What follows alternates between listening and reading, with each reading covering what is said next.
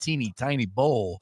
This is the Super Bowl 59, and it's time for you to get on in the action on DraftKings Sportsbook, an official sports betting partner of Super Bowl 59. Now, scoring touchdowns is the key to hoisting the Lombardi Trophy, and you can score big by betting on them at DraftKings Sportsbook, the number one place to bet on touchdowns. Are you ready to place your first bet? We'll try betting on something simple like a player to score 6. All you got to do is just go to the DraftKings Sportsbook app now and make your pick. New DraftKings customers, listen up. You can bet just $5 to get $200 in bonus bets instantly. All you got to do is just download the DraftKings Sportsbook app now and use my promo code BRACE. That's code BRACE for new customers to get $200 in bonus bets instantly when you bet just $5, and it's only at DraftKings Sportsbook. The crown is yours. Gambling problem? Call 1-800-GAMBLER. 21 plus, Pennsylvania only. Eligibility restrictions apply. Bonus bets expire 168 hours after issuance. For additional terms and responsible gaming resources, see dkng.co/audio.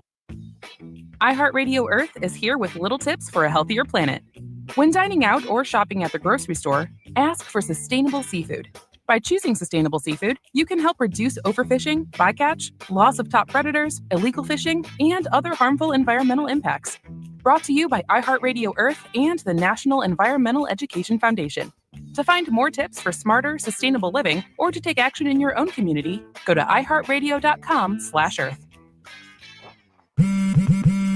Spring forward with real unlimited data from Straight Talk this tax season and get a free Samsung Galaxy A16 5G or Moto G Power 5G 2024 with select plans. So you can stream games during Mad March hours, check the weather for April showers, and watch gardening videos about May flowers. Straight Talk, real unlimited data. Available at Walmart and straighttalk.com. Offer valid through 4/15/25. Taxes and fees apply. Requires purchase of single line gold unlimited plan or higher. For network management practices, visit straighttalk.com. Your home for Villanova basketball is WDAS and WD27. The time has come to finish the story. Radio Philadelphia. Talking all things Big Game 59 with a focus on the Eagles. Now, here is your host, Sam Oshtry. Bring it on in, everybody. It is Super Bowl week, and we are live on Fox Sports The Gambler. Finish the story 59. Extra programming this week. All weeknights, 6 to 8 p.m. This Monday, today, we're going 7 to 9, an hour late. But I'm Sam Oshtry, your host on Finish the Story 59, hanging out for the next 2 hours alongside my partner, Sean Barnard. Sean, it's Super Bowl week. How we doing? Yeah, it doesn't even feel like it, my man, though. I am so distracted by all the NBA stuff going on. I wish this game was last week, but nonetheless excited to build into it. So ready to dive into everything, start with a little NBA, as well as make sure we're getting hyped about the Super Bowl here. So feeling as confident as I have been and ready to roll. I know. Usually I don't care as much about the Super Bowl when the Eagles aren't in it, so I'm all right with the trade deadline being Super Bowl week. But when the Eagles are in it and we have the trade deadline stuff, it's one of the craziest weeks of the year, and this has been the craziest deadline of the year as I lower the music here, running the 1s and 2s as well. So we're going to get into all things Eagles from 7:30 to 9, and this was supposed to be 2 hours of Eagles, of Super Bowl talk, but we've had the craziest deadline in NBA history. Yeah. Probably any deadline in sports history, and it all culminated, and it's not done yet. The deadline is Thursday at 3 p.m., but it started this Saturday night with Luka Doncic being traded to the Lakers for Anthony Davis and Max Christie, who's a nice player. Don't want to discount him. Nice player, Max Christie, and some other parts in there too. Sean, I want to hear your thoughts first. Let me just say, I was out this weekend with family on Saturday night, so I was out of town. So I went to bed early Saturday night, rare early bedtime Saturday night, and I was fast asleep by midnight. Like I'd been asleep for at least 2 hours, finished the Lakers-Knicks game, and I go to sleep. I'm sleeping. I wake up. No, not kidding you. I wake up 2 minutes before the alert. I just randomly wake up, and I just check my phone when I wake up, as I do in the middle of the night. Like wasn't going back to sleep, and I just see this alert within 2 minutes of being on my phone. Shams alert pops up on the screen. I click on it. It's like my body knew that something was about to happen. And then, of course, for the next 2-3 hours, I did not go back to bed, reacting, thinking about it, all that. We're going to get into it in a second. But, Sean, I want to hear your reaction when you saw it first. I'm sure you thought it was fake, like the rest of the NBA world, like the rest of the sports world. But where were you, and what was your first reaction? Yeah, I did this kind of a similar story that I was tuned into that Lakers Knicks game and then just getting ready to fall asleep there. My head sitting on the pillow, scrolling on my phone a little bit, and all of a sudden this notification pops up and did the same dance thing most of us did. I clicked on Sham's profile 5 or 6 times thinking, is this actually him? This has to be fake. Is this a hack? What's going on here? And nonetheless, unfortunately, it is true. That probably the craziest trade in NBA history. I know we were texting back and forth a little bit.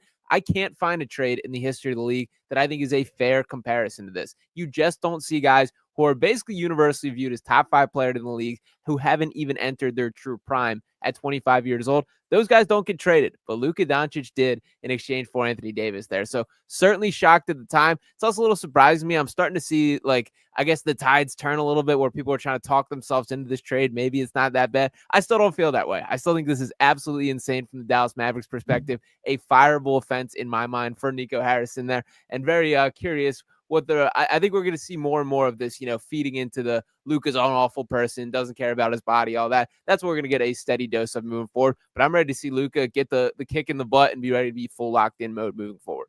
This is the greatest PR spin I think I've ever seen. I mean, Mavs PR right now is working overtime. Nico Harrison to keep his job. He's paying them everything. I mean, the PR spin on this to make it look like Luka Doncic is the problem, like he's some fat slob who's constantly out of shape. When I remind you that Luka Doncic is not Zion Williamson. Luka Doncic has played 60-plus games every single season of his career up until this one, and he's missed a bunch of time this year. He's not some guy that's constantly playing. If this is Luka Doncic out of shape, the guy we've seen who brought the Mavs to the finals last year, who's been 5-time All-NBA first team, who led the league in scoring last year at 34 points a game, out of shape Luka Doncic, who averaged 30 in the NBA finals. That Luka Doncic, if that Luka Doncic is out of shape, when he's in shape, maybe just crack down like one less burger a week, 2 less beers when you're going out. If Luka Doncic is in shape, he might be the greatest player of all time. So this PR spin that the Mavs are on right now, it's borderline ridiculous. And I don't understand how some reasonably minded people are kind of buying into it. Yeah, it's surprising to me as well. And I think to put it in like the simplest terms here, that the gamble that is clearly being made by this Dallas Mavericks organization is they don't believe Luka is holding up in the long haul. Now, granted, they've done a lot of this spinning as far as the body type, him not taking care of himself, the habits, all these type of things. And again, I do believe we're going to get more and more of that as that continues. To be a little bit fair to them, this is a guy who's had a different upbringing, that he's played professional since he was at a way younger age, obviously comes from Europe, that there is I would say, a slightly different workload that his body has gone through the most. That to me is a concern like 5 years down the line. That is not something I'm worried about this current time. And it's interesting, like the contract side of things was obviously a factor here, that they were nervous about giving him, this $346 million contract, which no doubt is a ton of money there. But it is insane to me that you just passed up your lottery ticket here. This was the guy to keep your organization relevant for the foreseeable future. I can squint and look in this and see a little bit how Dallas can talk themselves into it for this specific year. That you have Anthony Davis, you have Kyrie Irving. That's still a really solid duo. They have guys like PJ Washington, who I think is a winning player. They have pieces there. Klay Thompson still kicking around. But that's it, man. The door closes real quick. They don't have a ton of draft capital moving forward. So to me, this is pretty much like as all-in of a push as you can get. And it's tough for me to feel great about that when you're talking about your all-in push by moving on from one of the universal top 5 players in the league. Yeah, you call it a lottery ticket. I'm going to go, it's similar vein, but a little different. I was thinking about the good analogy for it. Like, this is when a guy who has no business being with a 10 out of 10 somehow pulls a 10 out of 10. Not just a 10 out of 10. You could say she's a model. She's doing all this cool stuff. Maybe she's a TikTok influencer with millions of followers. She's famous, rich. She's the whole package. She brings you to cool events. Maybe even she brings you to a Michael Rubin whiteout party on July 4th. Ooh. And maybe you could say that that is similar to bring someone to an NBA Finals. So everyone's asking, why in this world is this 10 with you? You need her, or you need her more than she needs you. And then you dump the 10. This 10 that had brought you to all these cool events, NBA Finals appearance, Michael Rubin whiteout party, whatever you want to call it, however you want to take the analogy. You dump the 10, and everyone in your life is, what are you doing? Why did you just dump this 10? She brought you to all this cool stuff. You're never going to get another 10 out of 10 in your life. And you know what? Your answer is there's only one explanation for dropping a 10 out of 10. If she's hot, she's rich, she's famous, she's the whole thing. The only explanation is you can't stand being with them. You can't stand spending time with them.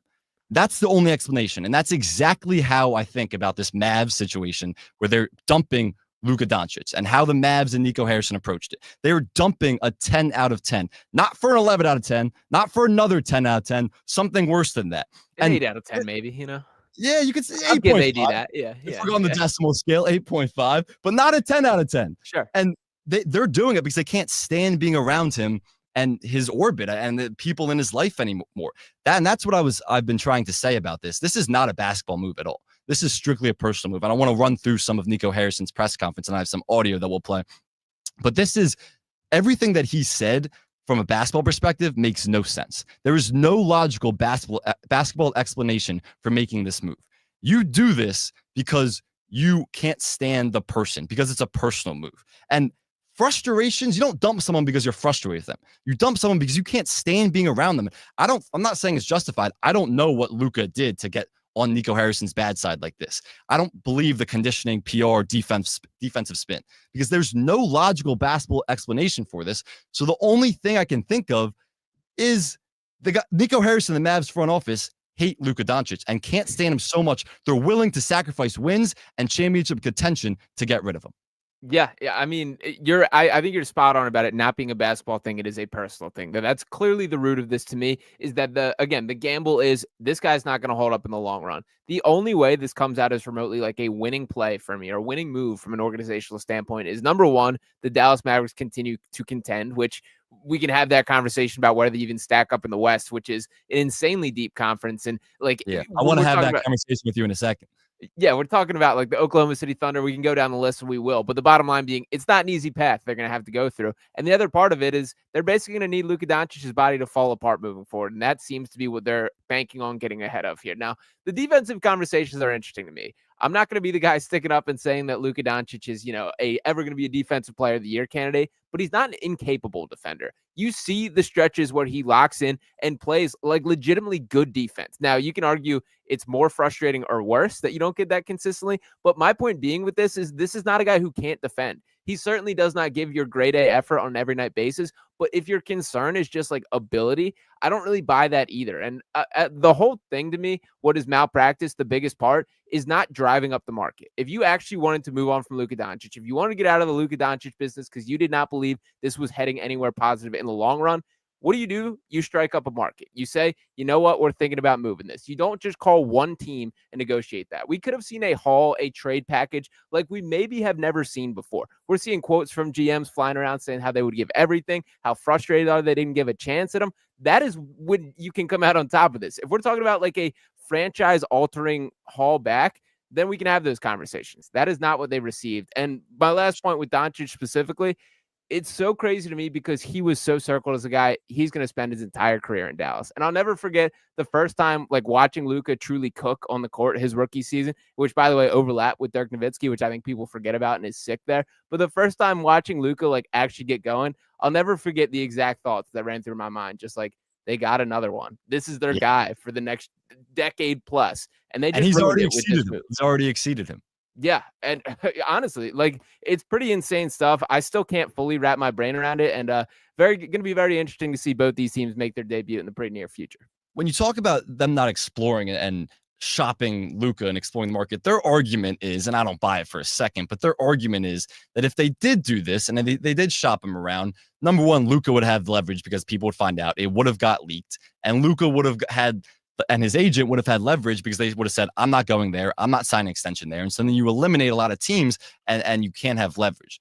But you can do this secretly. Some teams you might not trust would leak, but you can do this secretly with a lot of teams. The Rockets are the obvious team. You offer them Alperen Sengun, or you ask for Alperen Sengun, and you ask for Amen Thompson, and you ask for 4 first-round picks. You're doing that. If you're trying to get rid of Luka Doncic, and that's the decision you made, which is an asinine decision and a ludicrous one. But if you've made that decision, that haul is way better for your short-term future and your long-term future. And let me read to you some of the hauls that some teams got for not even star players. None of these guys are even close to Luka's caliber. Sure. But let me read them to you. So the Nets from Mikal Bridges, they got 5 first-round picks. Obviously, when this past summer when they trade him to the Knicks. The Jazz for Rudy Gobert, 5 first-round picks. The Thunder, which this is the best haul of them all, when they traded Paul George to the Clippers, they got Shai Gilgeous-Alexander and a boatload of first-round picks. The Nets, when they got Mikal Bridges, they got when they traded KD, they got Mikal Bridges, who they obviously flipped for more picks, Cam Johnson, and 4 first-round picks. They didn't shop him for a second. They got Anthony Davis, who's a phenomenal player. I don't want to discount Anthony Davis. He's a phenomenal player. But Sean, the Lakers have finished as the 7th seed or worse the last 4 seasons when AD has been mostly healthy and really productive. He's a top 15 to 20 player in the league. He doesn't impact winning anywhere close to people seem to think that he does. The people who are saying the Dallas Mavericks are going to be a top seed in the West and can compete for a championship right now with this roster. And he's not the creator. He can't be the hub of an offense. There's a reason he's never developed into the Jokic, even Embiid when he's healthy, those type of players. He doesn't impact winning as much as people think, or else the Lakers would have been better the last 4 years when he's been productive at an all-NBA level and healthy. Yeah, and it's interesting, like this Lakers era, I think the whole design of this LeBron James and Anthony Davis core out there, sort of the game plan was for LeBron to gradually pass the baton for this to be Anthony Davis's full team. And while I think that attempt has tried, I think simply Davis is not a guy capable of taking that baton and running with it as the franchise centerpiece in the way that he commands. I think we're going to see another example of this in Dallas. We kind of already saw it in New Orleans during his time with the Pelicans there. He's a very good player. There's no doubt about it. He's a guy who did crack my top 10 list as we go down there. I like Anthony Davis, think he's been incredible this year, but he's not Luka Doncic. And now they stumbled into this next generation. And by the way, you hit on the conversation. I've seen a lot of this as far as like the belief that the leverage shifts if you allow it to be well known that Luka Doncic is being shopped. I just kind of don't subscribe to that theory here. And the reason that I say that is if you have the player, you have the leverage. That there is no other place a team can shop and buy or get a Luka Doncic at the store. There is a one of one there. Think about with James Harden here in Philadelphia, that he was not playing. He was holding out. Ben Simmons was holding out. And what did Daryl Morey do? He said, this is my exact value for me.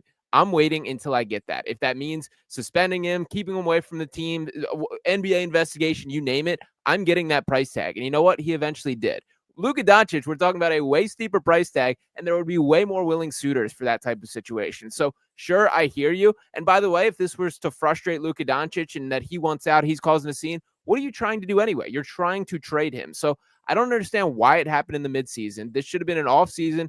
Go deal with it then, drive up the market as high as you want to get, and then really make that kind of splash. It's still shocking to me. I think this is going to be probably the end of the Nico Harrison era. He'll live with it and see the results of it for the coming years, but I can't see how you can continue on with him.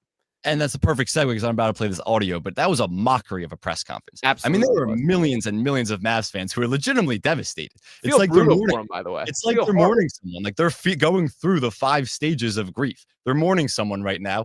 And Nico Harrison got up there and pretty much said that he's not even going to be here in a few years. And he was laughing about it, laughing it off. And let me play this audio for you right now. You mentioned you think this will work in the short term and the long term. Short term makes great sense. How do you see this working out well for the organization in the long term? Well, I think the long term is the time frame. I think he fits our time frame. If you pair him with Kyrie and the rest of the guys, he fits right along with our time frame to win now and win in the future. And the future to me is 3-4 years from now. The future 10 years from now, I don't know. I don't think they probably bury me and Jay by then, or we bury ourselves. Yes. You already buried yourself, Nico Harrison. Your time is running out. And Jason Kidd's sitting there because he wasn't consulted on this trade. He's sitting there like, what in the world did you do to me? Why did you do this? And I'm not a conspiracy guy, not in sports, not in politics, not in life. It's hard not to get conspiratorial about something like this. And I feel like when I'm on Twitter and the timeline, everyone's just trying to make up a conspiracy theory for this because it's so absurd and there's no rationale or justification behind it. Yeah, I hear you. I don't think it's conspiracy. I think it's incompetence. That I think this is a guy who gets a little trigger happy. And we've seen this time and time again. I think the Phoenix Suns are another example of when you get a change in general manager or ownership, they want to make things happen. They want to put their fingerprints on this organization. That's just not the way I think that they should have gone around or about it in this case. There's also these reports leaking out about how he kind of had alienated Luka, how they've gradually, cut his circle out of the Mavericks organization. I see Luka's dad taking a bunch of shots at Dallas there. So there's definitely some deep-rooted bad blood in this. And I think that's really what it came down to. But you're doing too much, man. That I have a pretty high tolerance for putting up for things when there's that caliber of talent. And Luka is that caliber of talent. Again, the PR spin, like you just said, all the stuff they're putting out there, the PR spin has been that he was pretty much just too fat and not conditioned and gaining weight. That's really what they're saying. And they're trying to get that narrative out there. Again, he was so unconditioned that he brought your team to the NBA Finals last year. Literally, like how many months are we removed from June? Yeah. Like 8 months removed from June. And again, the defense wasn't an issue since the trade deadline last year, where the Mavs acquired PJ Washington and Daniel Gafford, and everyone praised Nico Harrison for having such a great trade deadline. They were a top 10 defense in the league the rest of that season. And then you go to the NBA Finals. They play the Celtics, historically great team. No one was going to beat them that year. A historically great offense, statistically, one of the best offenses of all time. The Mavs hold them to 109 offensive rating. That is really great defensive performance. They didn't have the firepower and talent to keep up, and it was really their offense that slipped in those early games of those finals. So your conditioning reasoning doesn't make any sense. Your defense reasoning doesn't make any sense. And here's where I want to go with that soundbite we just listened to. He said the short term, that they're in the next 3 to 5 years, it really aligns with Kyrie's window. Doesn't make any sense. The Mavericks lowered their ceiling in the short term and destroyed their future.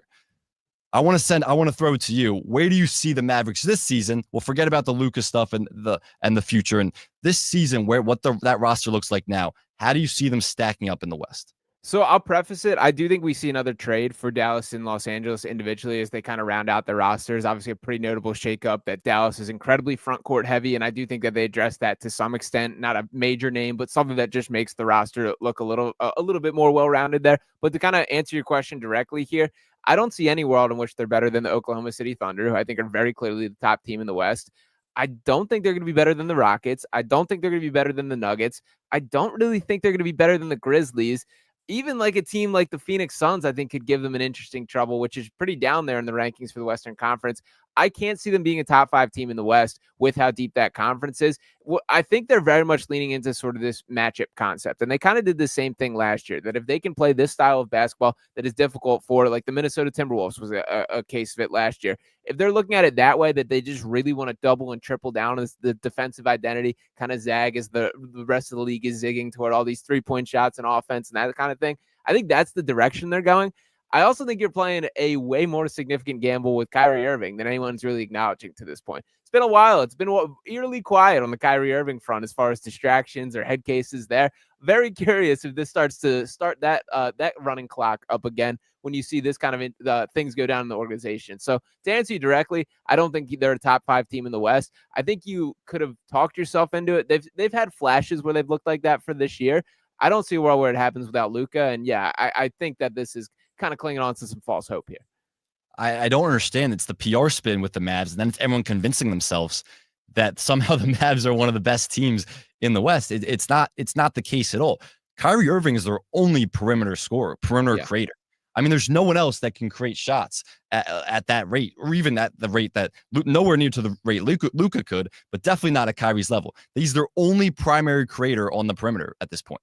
And I said what I said about AD earlier. Then you go down that roster, you got Klay Thompson. He can't create for himself. Luka created all his shots in the time they had together, and he's obviously diminished athletically. You have a guy like Derek Lively, who was an awesome lob threat, great rim runner last year, and he's hurt right now.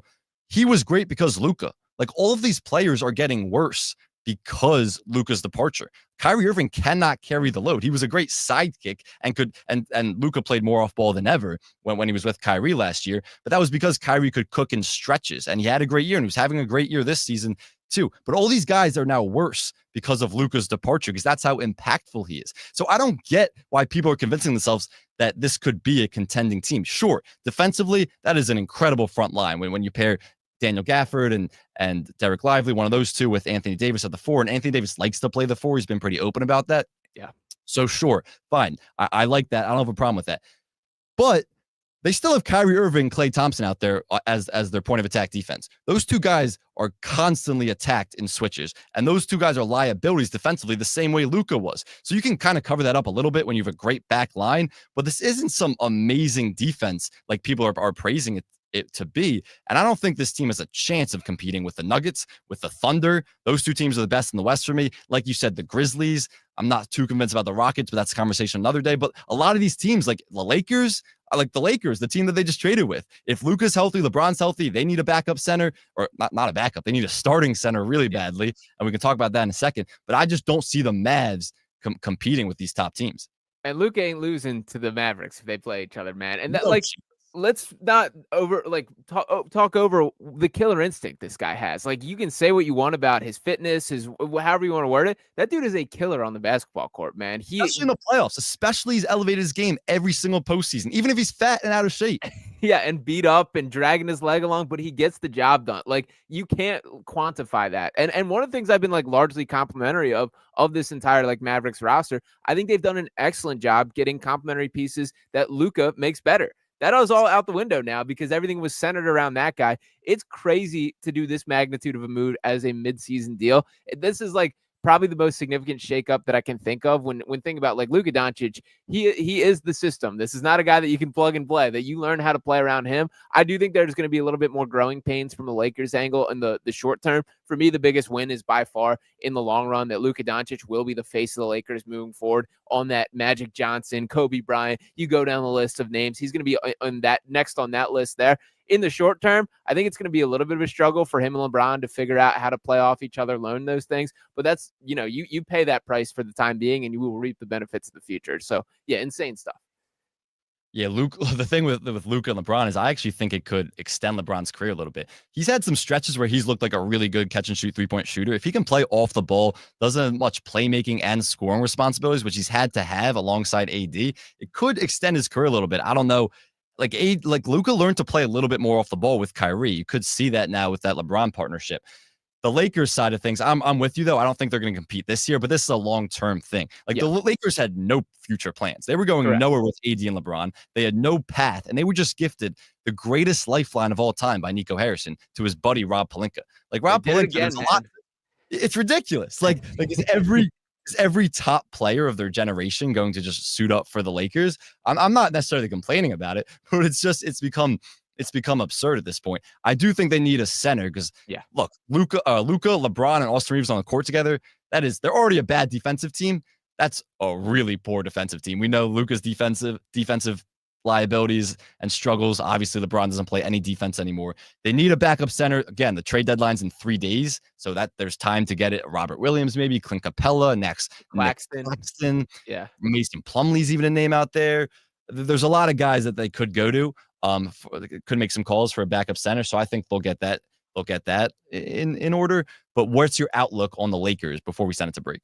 Yeah, I think you're absolutely right. That center, they will get. You can find a center on the roster. Like that's kind of like a relief pitcher in baseball to an extent. That there are guys like floating out there that you can get at the deadline, and particularly like this year as we start to see the sellers. You named a bunch of names. I think Nick Claxton's my prediction there. And I could very clearly see him being incredibly effective playing next to these guys, doing a lot of like the Derek Lively type stuff. It'd be a pretty. One problem is I feel like he's pretty popular in the market. What are the Lakers offering? Because they don't have a lot of picks to give up. They have that one, I believe, 1/20/31 first rounder. What else do they have to give up? I do wonder. I mean, Rui's an interesting name that I can see them throwing in the mix. It'll be interesting to me if they try and explore trading Austin Reeves. That I like Reeves. I think he's an excellent basketball player, a really good creator, but he does become a little repetitive on this roster based on what they now have with Luka and with LeBron. And for starters, it's funny to me that we're talking about extending LeBron's career as he's already 40 years old and still playing.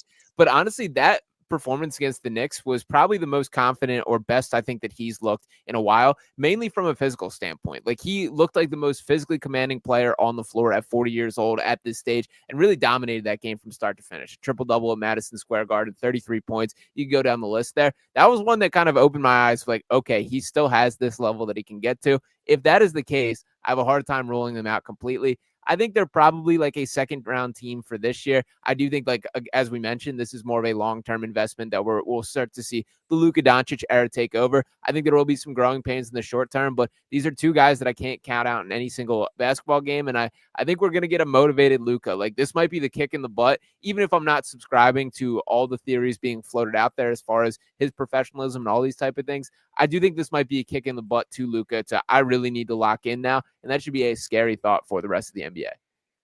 Yeah, and it's just sad from the ownership perspective because the Dallas's new owners, not Dallas people, so they don't care about the city, and they're admittedly not basketball people. So they don't really care. I mean, it should, yeah, exactly. And it should be a financial investment to keep Luka around if you're trying to build, and Texas has struggled to give out license to build some of these gambling casinos that they're looking for.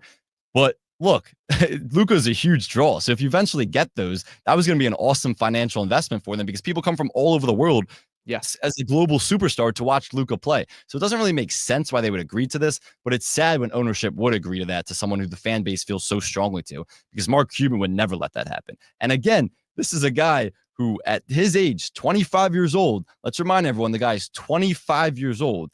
He is the most accomplished from an individual standpoint and a team success standpoint, the most accomplished 25-year-old in NBA history since LeBron James. Michael Jordan wasn't as accomplished because he played in college for a few years. Kobe wasn't as accomplished from an individual and team success standpoint.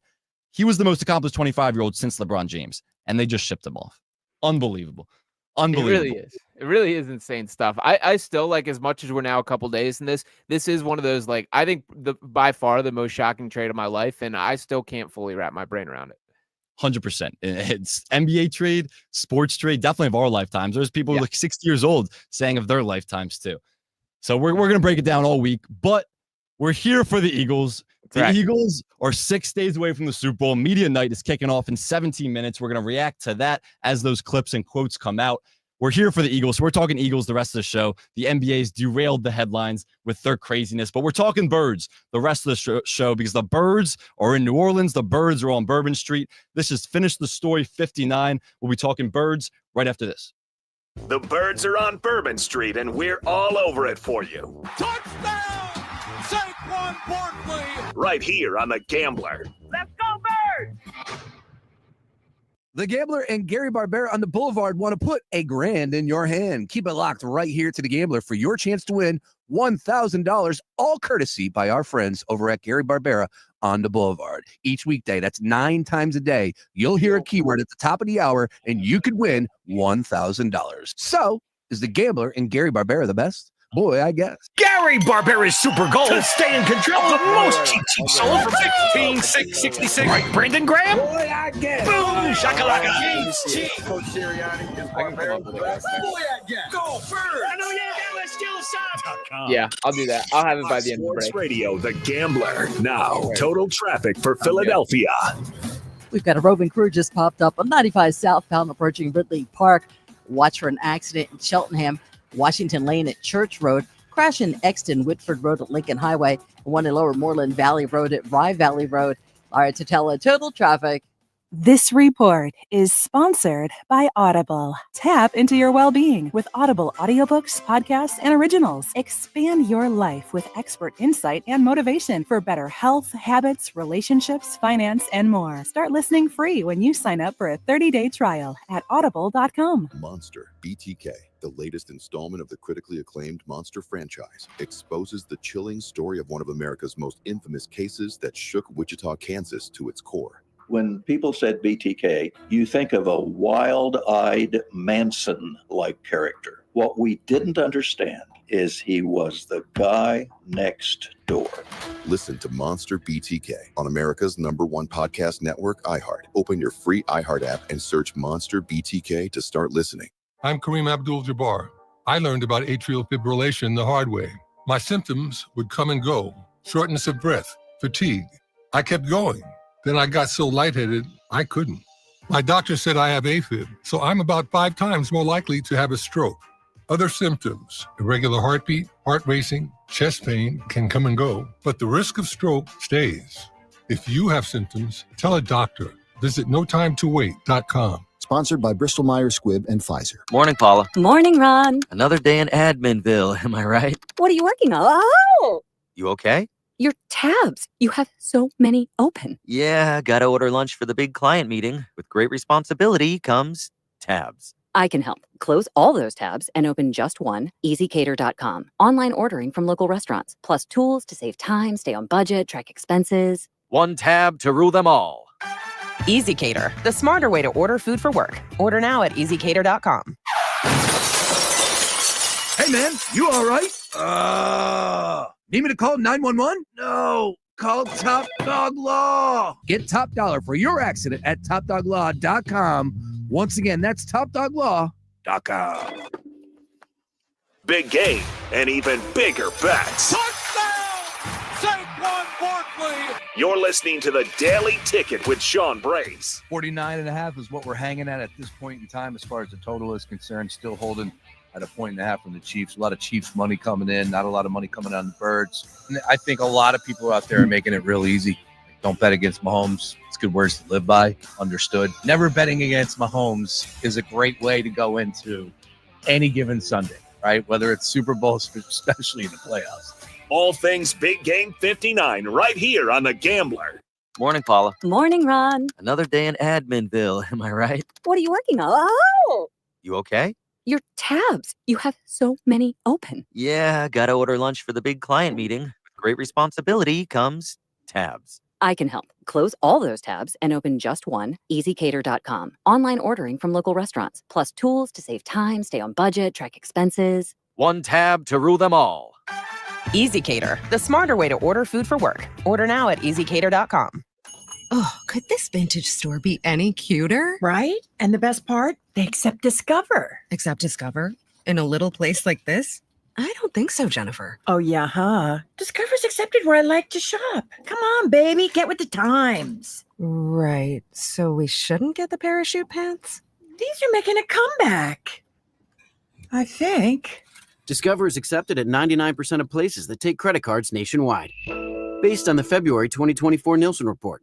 Get ready for Super Bowl 59 with iHeart, the official partner of the NFL Podcast Network. This is Cam Jordan from the NFL Podcast Network show, Off the Edge with Cam Jordan. Join Cam and other podcasts like NFL Daily, NFL Players, Second Acts, and more. We'll all be recording live from New Orleans this week. Make sure to open the iHeart app and search NFL to hear all the action and the biggest guests. Getting you ready for the Super Bowl with the NFL Podcast Network. Football, baby. Just open the free iHeart app and search NFL to start listening now. Only one thing left to do. Win the whole thing. You're listening to Finish the Story 59, right here on The Gambler.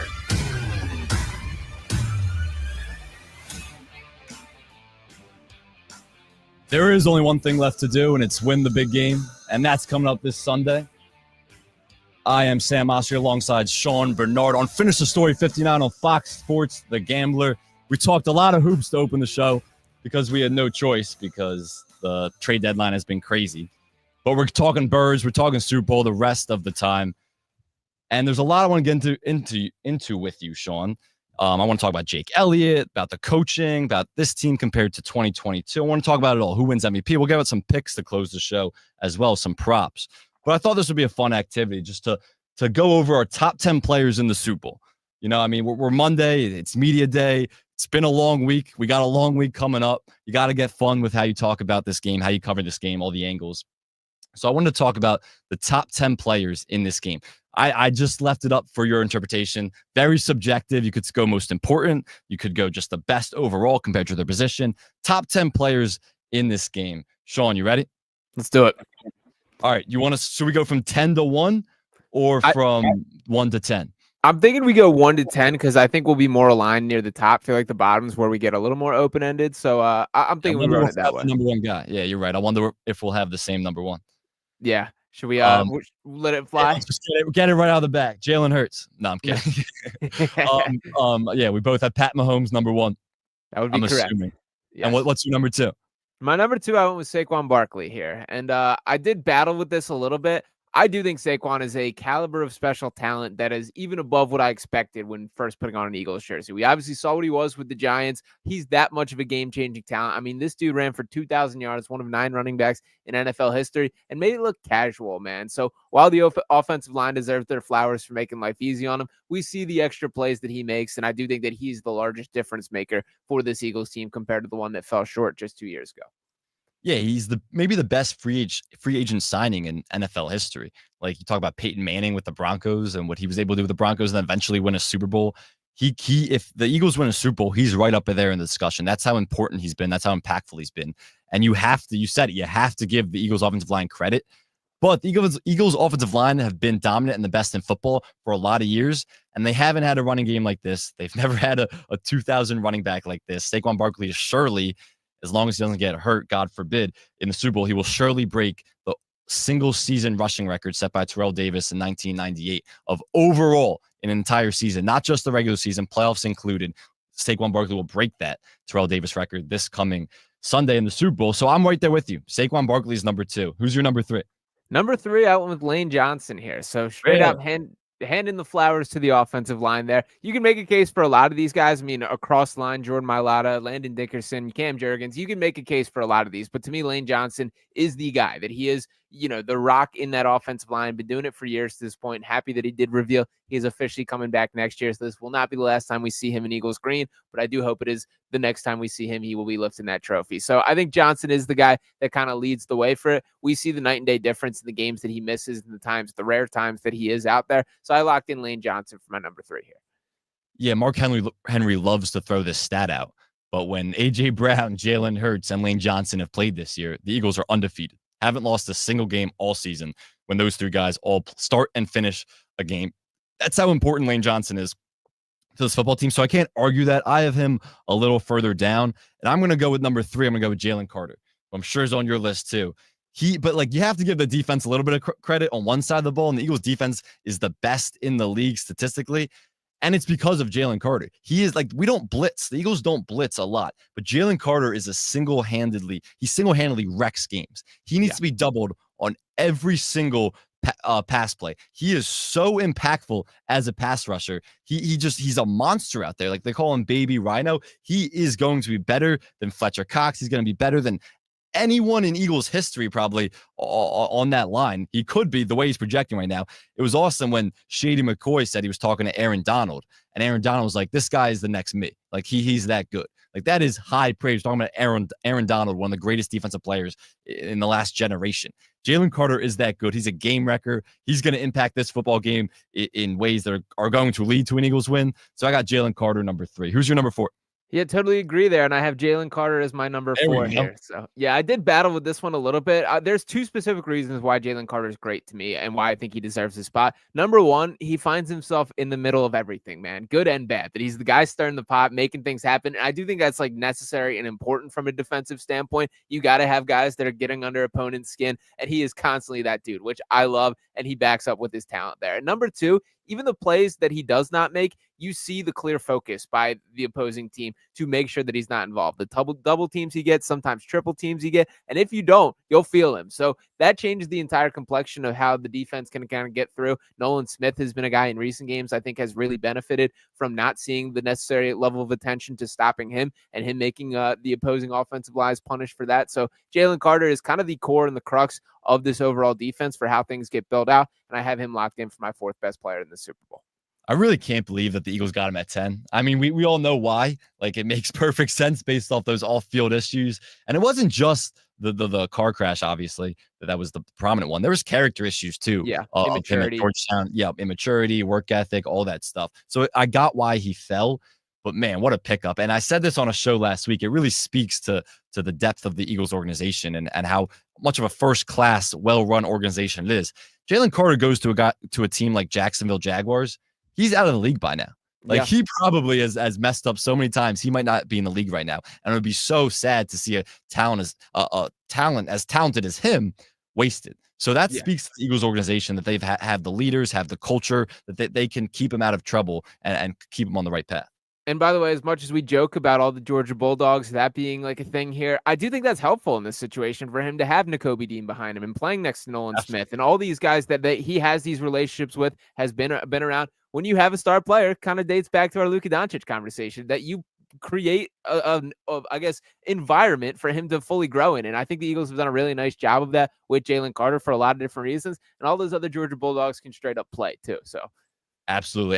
So who's that was your number 4. Jalen Carter was your number 4. So I'm going to go my number 4, Chris Jones. Nice. And I want to give it to Lane, and that'll tease my next guy, but he's so impactful. The same reasons I said for Jalen Carter, he's so impactful. It's the same thing with Chris Jones. You're going to have to double team him constantly. The Eagles are surely going to be doing that. Consistent, perennial, all pro. I mean, he's just so impactful to that Chiefs defense. And so he's my number 4. I'll just say my number 5 real quick, Lane Johnson, because you hit it. Everything you have to say about Lane Johnson. When he plays, the Eagles don't lose football games. He is that important to that offensive line. He's not just only the leader. He's the best player on that offensive line. It was a disgrace that Penei Sewell got the first team that first team spot over him, and he was only the second team, and he was motivated by that. You could tell because he put that outside his locker. Love it. That was ridiculous. It was ludicrous. I mean, the voters obviously don't follow don't follow the sport well enough. If somehow you're saying that there's someone better at Lane Johnson's position than him, because it's not the case at all. So Lane Johnson is my number 5. Who's your number 5? Yeah, my number 5, sort of on the same page with you again. I have Chris Jones here. So it's interesting to me when you look at the Chris Jones kind of tape and the stats for this year. They moved him around the line way more than kind of has typically been the case from his career. Yeah. Some defensive tackle snaps, some on the edge. They kind of utilized him in a more unique ways this year, which was really interesting to me. He's every bit of the talent. I mean, the reputation, the numbers, the long career and successful career that he has all speaks for himself. I kind of looked at it, and the reason that I put Jalen Carter above him is I do think that there's more from like an overall stance of a team for game planning and prioritizing and making sure that there's bodies on him. I think Jalen Carter honestly moves the needle a little bit more than Chris Jones. He's excellent. Don't get me wrong. He's 5th on my list for a reason here, but I do think that that's what ultimately sold me on Carter is I feel like he changes a game plan to a level a little bit more than I think is the case with Chris Jones. Yeah, I'm with you. I think Jalen Carter is the better player overall, which is why I had him ahead. I think he's more impactful for the exact reasons you just said. All right, let's go to number 6. Who's your number 6? My number 6, and I don't know if we're going to be on the same page from here on down. Travis Kelce. It's a little complicated here. I feel like that top 5 was pretty set in stone. Yeah. It's going to get a little complicated for me. Yeah, I'm rolling with Travis Kelce as number 6 here. Oh, my God. Seriously? Yeah, I understand he's not what he once was, that he had a career low 823 receiving yards this year, but I think that was a lot more about keeping him on ice and ready for these big moments. I mean, we saw him break free for 117 yards and a touchdown against the Texans. He's very clearly the guy, and sure, he's lost his step. He doesn't cut or move like he once did, but the hands are reliable. He's got that connection and chemistry with Patrick Mahomes that is very rare between a quarterback and a pass catcher there. He's going to be kind of the driving force of this pass catcher group, and when looking at like where my fear is with this Chiefs team, Travis Kelce is pretty much at the top of the list for the offense there. So I had to keep that in mind. I moved him up to 6, maybe a little bit high here, but I think we're going to feel Travis Kelce in this game. I don't have him on my top 10 at all. Wow. Like I agree with you that he a lot of what they did was preserve him for the playoffs this year, and that's what they'll do until he retires at this point. Yeah. But it's also visible that he's lost a step. I mean, he is slower. That's why I'm not as worried about the Chiefs offense this time around. He's not the player he was in that Super Bowl 2 years ago. He is just visibly slower, and I think he's lost a step. So I didn't put him in my top 10 at all. Let me ask you, how many did you watch the Grammys last night? I did. So did I. So how many do you think we're going to see Taylor Swift on our screen more in the Super Bowl or the Grammys last night? It's interesting. So she won that. No wins for Taylor Swift. No wins. How about Kendrick Lamar, though? Yes. And I'm in a very pro Taylor Swift household here. I was watching with my girlfriend. My mom also big Taylor Swift. My sister big Taylor Swift. So I get all the propaganda shoved in my face for all these kind of things. You're a Swiftie. Yeah, I've been to a Taylor Swift concert, but really at the link. Yes. Also with the girlfriend there, and it was interesting. You went to the one at the link. Yeah, at the link there. So how awesome was it? I've heard it's incredible. I had this experience at the link that I walked in and out of the men's bathroom without seeing another human being, which I don't think can ever happen ever again there. But it was worth going to. It was interesting. I give her credit here. I do think she will be shown on the TV a couple times here. I've also been floating this out there and pushing this narrative. If she's a real Eagles fan, I think you got to dump Travis Kelce like 2 days before the Super Bowl, man. Let's put the team first, make it happen. That'll be terrific. But yeah, we'll see. 100%. I'm on board with you there. I would say she's obviously gonna root for the Chiefs. Fine, whatever. Of course, she's been an Eagles fan growing up. I wonder who her dad's rooting for. That's the more interesting one, because her dad was a real diehard Eagles fan, and that's how she got into becoming an Eagles fan. So where her allegiance is, if he's gonna be in that box, what's going on there? I really don't care that much, but I'm just speculating as we were talking about Taylor Swift. But also, now that we're talking about the Grammys, I just remembered. Shout out Sabrina Carpenter, who gave love to Bala Cynwyd, my hometown, and also in the studios we're in right now, the iHeart Radio studios right outside of Philadelphia here. Shout out Sabrina Carpenter. Bala Cynwyd shout out she gave last night. The Grammys were fun. I had the Grammys on the top screen, and then the bottom screen I had Bucks Grizzlies. And I actually had the sound. I've never put a sound, not an NBA game sound, but I had the sound for the Grammys. Like, if you're going to watch the Grammys, you got to listen to them too. And they were a good event. Yeah, I can't complain. Not really my lane here, but it wasn't the worst night in the world here. I just don't get the whole like kind of setup of thing.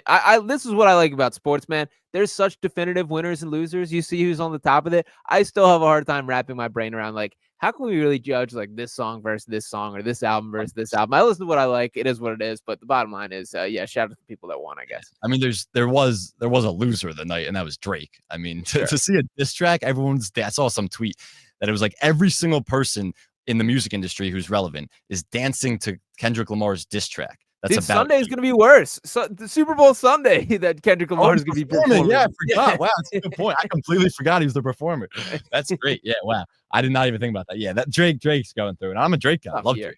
Tough year for Drake, man. It's been a tough one. All right, back to it. My number. So your number 6 was Travis Kelce. Yep. Mine is Creed Humphrey, who is the Chiefs center.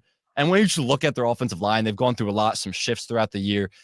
They've been pretty good recently, and it's a big part because of Chiefs Henry, their center, the guy who's snapping the ball to Patrick Mahomes. And you look at his PFF grades, he's number 1 among centers in pass blocking grade and number 2 in run blocking grade. It's hard not to give a nod to a guy like that when I'm going to give the nod to Lane Johnson, and there will be another Eagles offensive lineman on my list. So I got Creed Humphrey at number 6. Who's your number 7? My number 7, this is where I throw in my guy Jalen Hurts here. I'm a Jalen Hurts truther, I would like to position myself. I do think this guy takes more slack than he deserves. I think it gets held against him how talented this roster is. And my pushback to that is always, what do you want the guy to do? Tell him I want worse teammates or, I have too much talent around me. Like, I think while he certainly benefits from playing with these guys, the bottom line is he's still the bus driver of this team. And I think that while he's not Patrick Mahomes or a guy that, is the engine or in a way that like Jalen's probably doesn't fall into quite that category, his risk management, his ability to just put this team in winning positions, I think goes undervalued a lot. So there's not a lot of guys that I think I would view as upgrades from Jalen Hurts here. I think he's the 7th best player in this football game, and I think he absolutely is a Super Bowl caliber quarterback, which could be proven as soon as Sunday. How about our quarterback? How about our quarterback? How about your quarterback? He's a stud. He is a stud. I knew he was going to play that way. I knew it. Don't doubt him. All he does is win. Yeah, I'm kind of pissed at myself because Nick Sirianni's right there. All he does is win, and I'm kind of pissed that I didn't put him on the list. It was hard. Like, it's not anything anti-Hurts. I agree with you completely. I am a Hurts defender. I love the guy. He takes more crap than anyone in the entire NFL, and it's so undeserved. And how about our quarterback, Nick? Because he is a winner. All the guy does is win football games, and he takes more than anyone else, and it's not fair. But there was just so many other talented players that I didn't put him on the list. So I'd probably have him at 11. It's not about him. It's more about just the talent that the Eagles have and the talent in the Super Bowl. So number 7, I went A.J. Brown.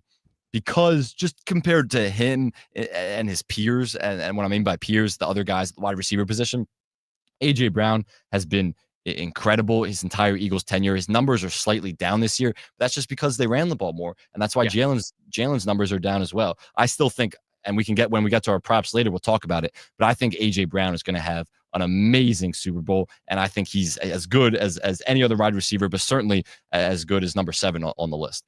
Who is your number 8?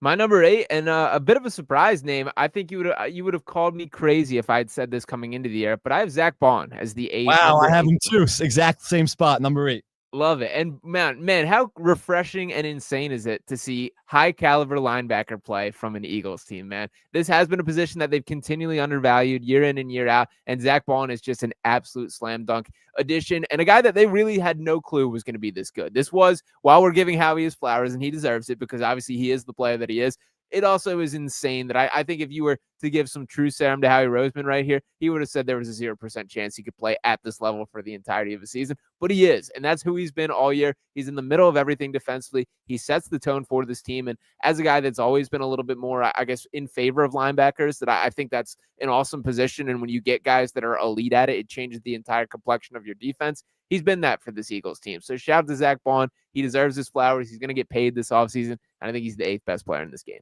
Yeah, I'm right there with you. Every reason you just said is spot on. I mean, what a job by Howie and Vic Fangio to recognize how he can play so much better in coverage. And that's what they've done with him this year, where he's played so well in coverage and they've utilized that. And that's why he's been so successful. I mean, he was one of the best defensive players in all of football this year. So how could I not have him as a top 10 player in the Super Bowl? He's been so impactful. And Nakobe Dean was the play caller of the defense, and he's been down. He went out, and he's out for the year now. Zach Bond is now the play caller on defense. So that's another responsibility on his shoulders. You're right. He's going to get paid handsomely, and he deserves every penny of it this summer or this spring. I hope it's by the Eagles. I don't know if they will, but it is pretty funny. Like, even that Super Bowl team that won the Super Bowl in 2017, and most of Howie's teams that he's built, they don't have running backs. They don't value running backs, and they don't value linebackers. This was the first year Howie really valued linebackers and running backs, and it's paid off mightily. So maybe that'll change Eagles' approach, but it might change a lot of teams around the NFL's approach too. Because again, TJ Edwards was a good player. He was the best linebacker in that Super Bowl in 2022. But Zach Bond is a huge upgrade. All right, who's your number 9? Yeah, 100% there. And just one more note on that is it's kind of interesting how all these teams like change how you allocate funds, and everyone's trying to outsmart themselves with the salary cap. That Howie's kind of finding these loopholes here. Like Saquon Barkley, while he's healthily paid by running back standards, he'll be the 27th paid player by wide receiver standards. And you can't tell me that Saquon Barkley doesn't make more of an impact than at least 10 of those wide receivers. I would go deeper than that. Probably 25 of those wide receivers when having that full conversation. So shout out to Saquon, shout out to Howie there. Now to keep it rolling. My number 9 that we have here, Creed Humphrey, for all the kind of same reasons that you mentioned. Not going to dig too far into it, but do think the Chiefs deserve that respect. This has been a guy that's been doing it for a while now and really consistent point. He's not going to get these same headlines, but as much a part of this era of Chiefs football as the Travis Kelce's and Patrick Mahomes there. So locked him in for the 9 slot. Yeah, I can't argue that. Obviously, I have him a little higher, just because what he's been able to do with all the changes in that offensive line for the Chiefs this year. My number 9 is Trent McDuffie. The Chiefs cornerback, who's been phenomenal this year. Again, go back to PFF grades. He ranks 3rd among quarterbacks in overall grade, 7th in pass rush grade, 9th in coverage grade. He has 2 interceptions, a forced fumble, 13 passes defended, and 59 combined tackles. He is a guy that if Jalen Hurts he's not going to turn the ball over, but if he did, it'll be Trent McDuffie that probably forces a turnover. And I don't exactly know what his coverage assignment will be, but I do know the Chiefs play a lot of man, so you could see him guarding AJ a lot, maybe some turns on Smitty, but he's been phenomenal all year. So I have him as number 9. Love it. And to wrap up my list, my top 10 here, AJ Brown locked in for my 10 slot here. So you feel the impact. You feel the difference in the games that AJ Brown missed, as was the case for a couple regular season games this year. I love the trust between Hurts that basically whenever he sees the one-on-one coverage for that deep go route, he's giving him a chance, and rightfully so. The hands are ridiculously strong. He's a physical freak when you look at him on the football field. That slant is basically unguardable, and he's a guy that, if anything, I think is underutilized in this Eagles offense. So I understand they're a run-first team with Jalen and Saquon headlining things there. That has zero to do with the talent of A.J. Brown. He is every bit the elite wide receiver of all the names that get mentioned in front of him. Maybe not the Justin Jefferson or Jamar Chase type level, but anything below that, I think A.J. Brown is right in that conversation, and I'm totally comfortable locking him in for my 10 spot. Yeah, I had him a little higher, so can't blame you there. I have my 10th spot, and I'm pretty pissed, like I said earlier, that I didn't put Jalen Hurts on it. But I got Jordan Mailata. But when you really think, I mean, he's just phenomenal. It's like same thing. It's the best offensive line in football. So I felt like I had to put, and by far, I mean, we've won games because of the run game, because of Saquon, because of Jalen as a rushing threat. But because our offensive line physically dominates their opponents week in and week out, and the opposing defensive lines get worn out because they just can't compete physically with this just monstrous Eagles offensive line. So I got Jordan Mailata because I felt like I had to put another guy there. But Hurts is questionably more important, more valuable, whatever word you want to use. But I got Jordan Mailata number 10. And I'll put Hurts number 11, even though I still am a Hurts believer and love the guy. So just to read my top 10, and then you can do yours real quick. Pat Mahomes 1, Saquon Barkley 2, Jalen Carter, Chris Jones, Lane Johnson, Creed Humphrey, A.J. Brown, Zach Bond, Trent McDuffie, and Jordan Mailata. Perfect. And to read off mine, number 1, Patrick Mahomes, number 2, Saquon Barkley, Lane Johnson 3, Jalen Carter 4, Chris Jones 5, Travis Kelce 6, Jalen Hurts 7, Zach Bond 8, Creed Humphrey 9, and A.J. Brown 10. And my last quick note here, Jordan Mailata, sneakily high for me for who's a name that you would want to switch lives with, or just one of the most interesting human beings in the world. I mean, he's obviously excellent at football. He has the rugby background. He's got the voice of an absolute angel, and it seems like an electric factory for all the mic'd up. Him chasing Saquon with the "Go Son Go" last week was awesome, and he's really a fascinating human being. Yeah, no, he is. I mean, he's incredible story. Like his voice is just how could you that good at football? How are you that big? And how are you also like maybe the best singer I've ever heard? Like with talking about Alicia Keys. Yeah, 100%. Like Alicia Keys got that Lifetime Award or whatever that is, and her voice is phenomenal. His voice is up there with Alicia Keys. He could serenade anyone. Funny Jordan Mailata story. Yeah, well, it wasn't me, but my buddy was out late in Philly. This was like about like 2 summers ago, I think. He was out late in Philly one night, like walking back, like way past 1 a.m. And Jordan Mailata was out with his girlfriend, wife, whatever it was at the time. And he introduced himself, my friend, because he played football in college, and he told him who he was. And Jordan Mailata, he said, just picked him up off the ground and spun him around and gave him a big hug. And was like, it's so nice to meet you. It's like, that's how he greets random. He was probably a little intoxicated, but that's how he greets random people on the street, on the street in Philly. What a guy. What a guy. That is awesome. That's a great story there. But yeah, he does seem like the absolute man, like a joy for all the press conference moments, the mic'd up stuff. So shout out to Jordan Mailata. That's another guy that it's like hitting on him as, I believe, a 7th round pick and a guy who was just looked at as a complete project there. For him to grow into the player that he is really unheard of stuff. And he's just that good at football at this point in his career. So shout out to Jordan. And Jeff Stoutland deserves all the credit for that. I mean, it really seems like anyone who goes into that Eagles offensive line is ready to play at a high level. Mekhi Becton, perfect example this year. Exactly. Mekhi Becton, who talked about his Jets experience and said the Jets just downplayed him and shipped him off and wanted nothing to do with him. And it was bad coaching, essentially, is what he attributed to, compared to the Eagles, who gave him a chance. Even Tyler Steen, who had to step in when Cam Jurgens was out, and then Landon Dickerson was out in that NFC Championship. Tyler Steen stepped in and did a phenomenal job. When Jordan Mailata was out earlier this season, their offensive line didn't miss a beat. I mean, everyone, it's not just the stars, everyone is properly developed and ready to go. And that's a credit to, again, the Eagles culture, but Jeff Stoutland too.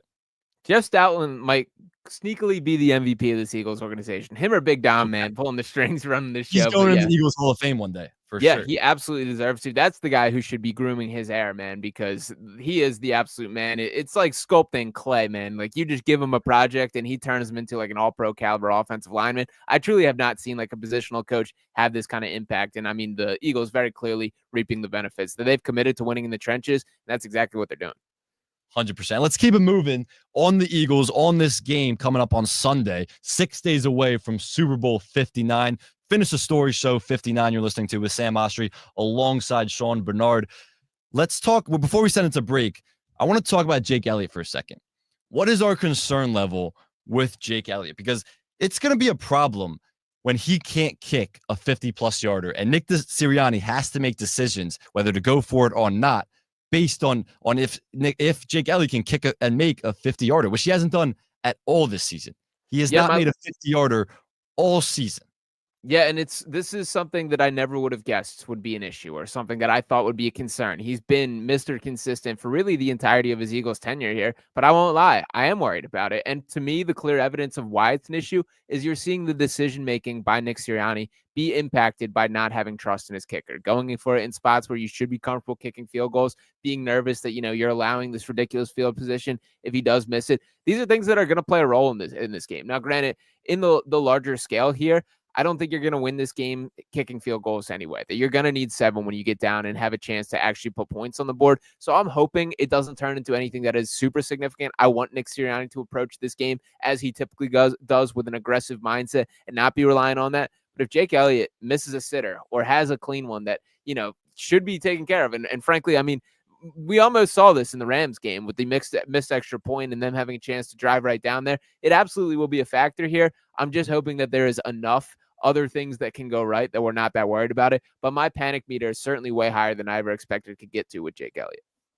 Yeah, it's concern, and you'd hope that being in a dome would help a little bit. I don't know exactly if that'll be the case. You never know. Here. I think it's in the head. You're probably right. You're probably right. It's a mental thing, but we've seen him miss like extra points and then come out and drill like 40 yarders. Is it just like a mental thing where it's like, oh, it's a 50-plus yarder? Like he missed a 54-yarder against the Commanders in the NFC Championship. Like, is it just the 50-plus yarder can't get over it? Because he kicks a good ball when it's like 44, 42 yards. So it's really weird. It does change how the Eagles are going to call the game. Yeah. But there's two things to it. First, the Eagles, like you said, to win this game against Patrick Mahomes and the greatness of him, you're going to have to be aggressive. Like if you're kicking field goals on like a 4th and 2 at the like 35-yard line, you're not winning the game anyway. Right. But that being said, you're going to need every point you possibly can. I mean, the Chiefs don't lose 1-score games. They beat the Eagles by 3 in the Super Bowl last year or 2 years ago. They beat the Bills by 3 in the AFC Championship a couple weeks ago. You're going to need every point you possibly can. I was going back and looking at that Super Bowl, and the Chiefs Harrison Butker actually missed a 42-yarder, I believe it was. Doinked it, right? Exactly. Yeah. He doinked it. And it didn't really hurt. I mean, it could have hurt them, but it didn't in the end. But the point is, you're going to need every point you can against an offense like the Chiefs.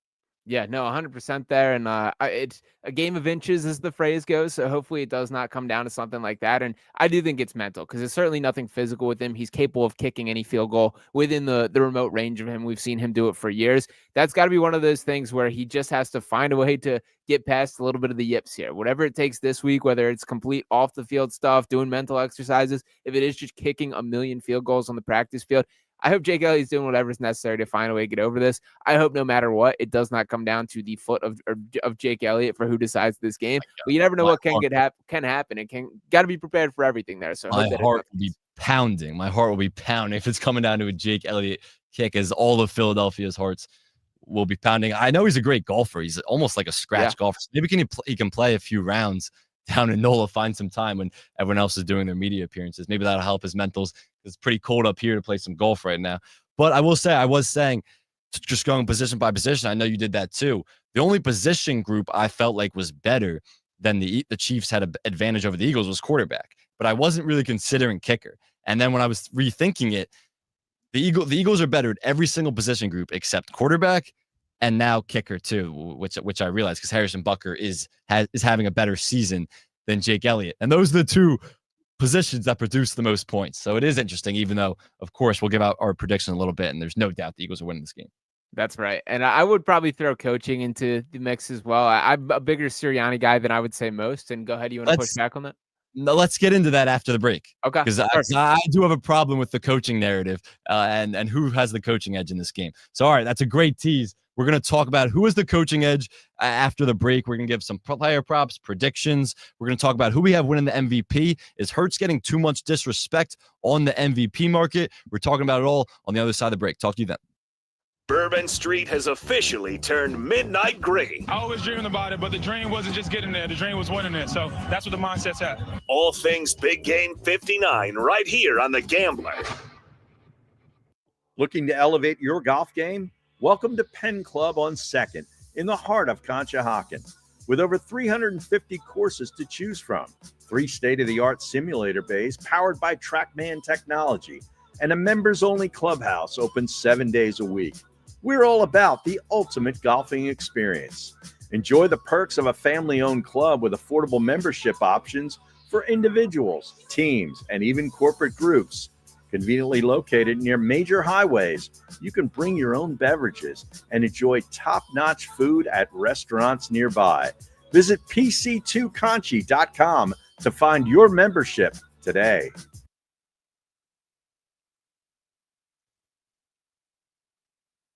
Yeah. Can you handle that much caffeine? Did you know Discover automatically doubles all the cash back you've earned at the end of your first year? Oh, really? That's great. Seriously, did you know Discover automatically doubles all the cash back you've earned at the end of your first year? Yeah, you just said that. Did you say I just said that? Yeah, I'm cutting you off. I can't have any more? Why not? You earn, we match. Discover Cashback Match. See terms at discover.com/creditcard. You okay? I can't sleep with this cough. Sounds like you need to vaporize that cold. Vaporize? Yeah, with NyQuil VapoCool. It's NyQuil plus a rush of Vicks vapors. Whoa. So you ready to get some sleep? Thank you, NyQuil VapoCool. NyQuil VapoCool, the vaporizing nighttime coughing, aching, fever, best sleep with a cold medicine. And to vaporize sore throat pain, try Vicks VapoCool drops. Use as directed. Keep out of reach of children. When you're hiring, have you ever felt like you're missing out on meeting great candidates? Well, they're not hard to find when you go to ZipRecruiter. ZipRecruiter helps 10 million people with their job search every day. People who are actively looking for jobs like yours. So it's easy to find the right person fast. 4 out of 5 employers who post on ZipRecruiter Get a quality candidate within the first day. Try ZipRecruiter for free at ZipRecruiter.com/free. That's ZipRecruiter.com/free. Partly cloudy and very mild tonight. Overnight low 42. For your Tuesday, mixture of clouds and sunshine turning blustery. The high still mild, 50 degrees. Wednesday, though, is when moisture moves in the afternoon. Snow, ice, and rain. The high 35 degrees could cause big problems for your Thursday morning commute. I'm meteorologist Cecily Tynan with your 6 ABC AccuWeather forecast. This report is sponsored by Discover. Guess what? Discover's accepted at 99% of places to take credit cards nationwide. You heard right, 99%. If you don't think so, maybe it's time to face facts. You're stuck in the past. Based on the February 2024 Nielsen report, learn more at discover.com/credit card. Get ready for our 2025 iHeart Podcast Awards. March 10th, we'll honor the very best in podcasting from the past year and celebrate the most innovative talent and creators in the industry. And you'll help decide who wins Podcast of the Year. Vote now at iHeartPodcastAwards.com. Audible is a proud sponsor of the Audible Audio Pioneer Award. Explore the best selection of audiobooks plus podcasts and originals, all in one easy app. Audible, there's more to imagine when you listen. Sign up for a free trial at audible.com. Big game and even bigger bets. Saquon Barkley. You're listening to the Daily Ticket with Sean Brace. 49.5 is what we're hanging at this point in time as far as the total is concerned. Still holding at 1.5 from the Chiefs. A lot of Chiefs money coming in, not a lot of money coming on the Birds. And I think a lot of people out there are making it real easy. Don't bet against Mahomes. It's good words to live by. Understood. Never betting against Mahomes is a great way to go into any given Sunday, right? Whether it's Super Bowl, especially in the playoffs. All things Big Game 59 right here on The Gambler. Your home for Villanova basketball is WDAS and WD273D, Fox Sports Radio Philadelphia. The time has come to finish the story. Talking all things Big Game 59 with a focus on the Eagles.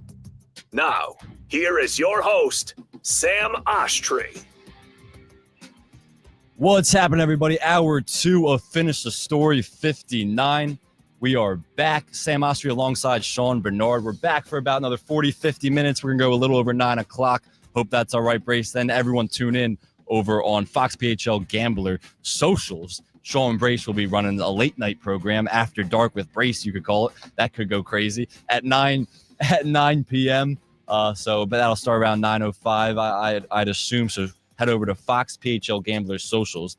But right now, Sam Oshtry alongside Sean Barnard. We are talking all things Birds, all things Super Bowl for the next 45 to 50 minutes. Sean, during that commercial break, I was just scrolling Twitter, and Eagles Media Day started.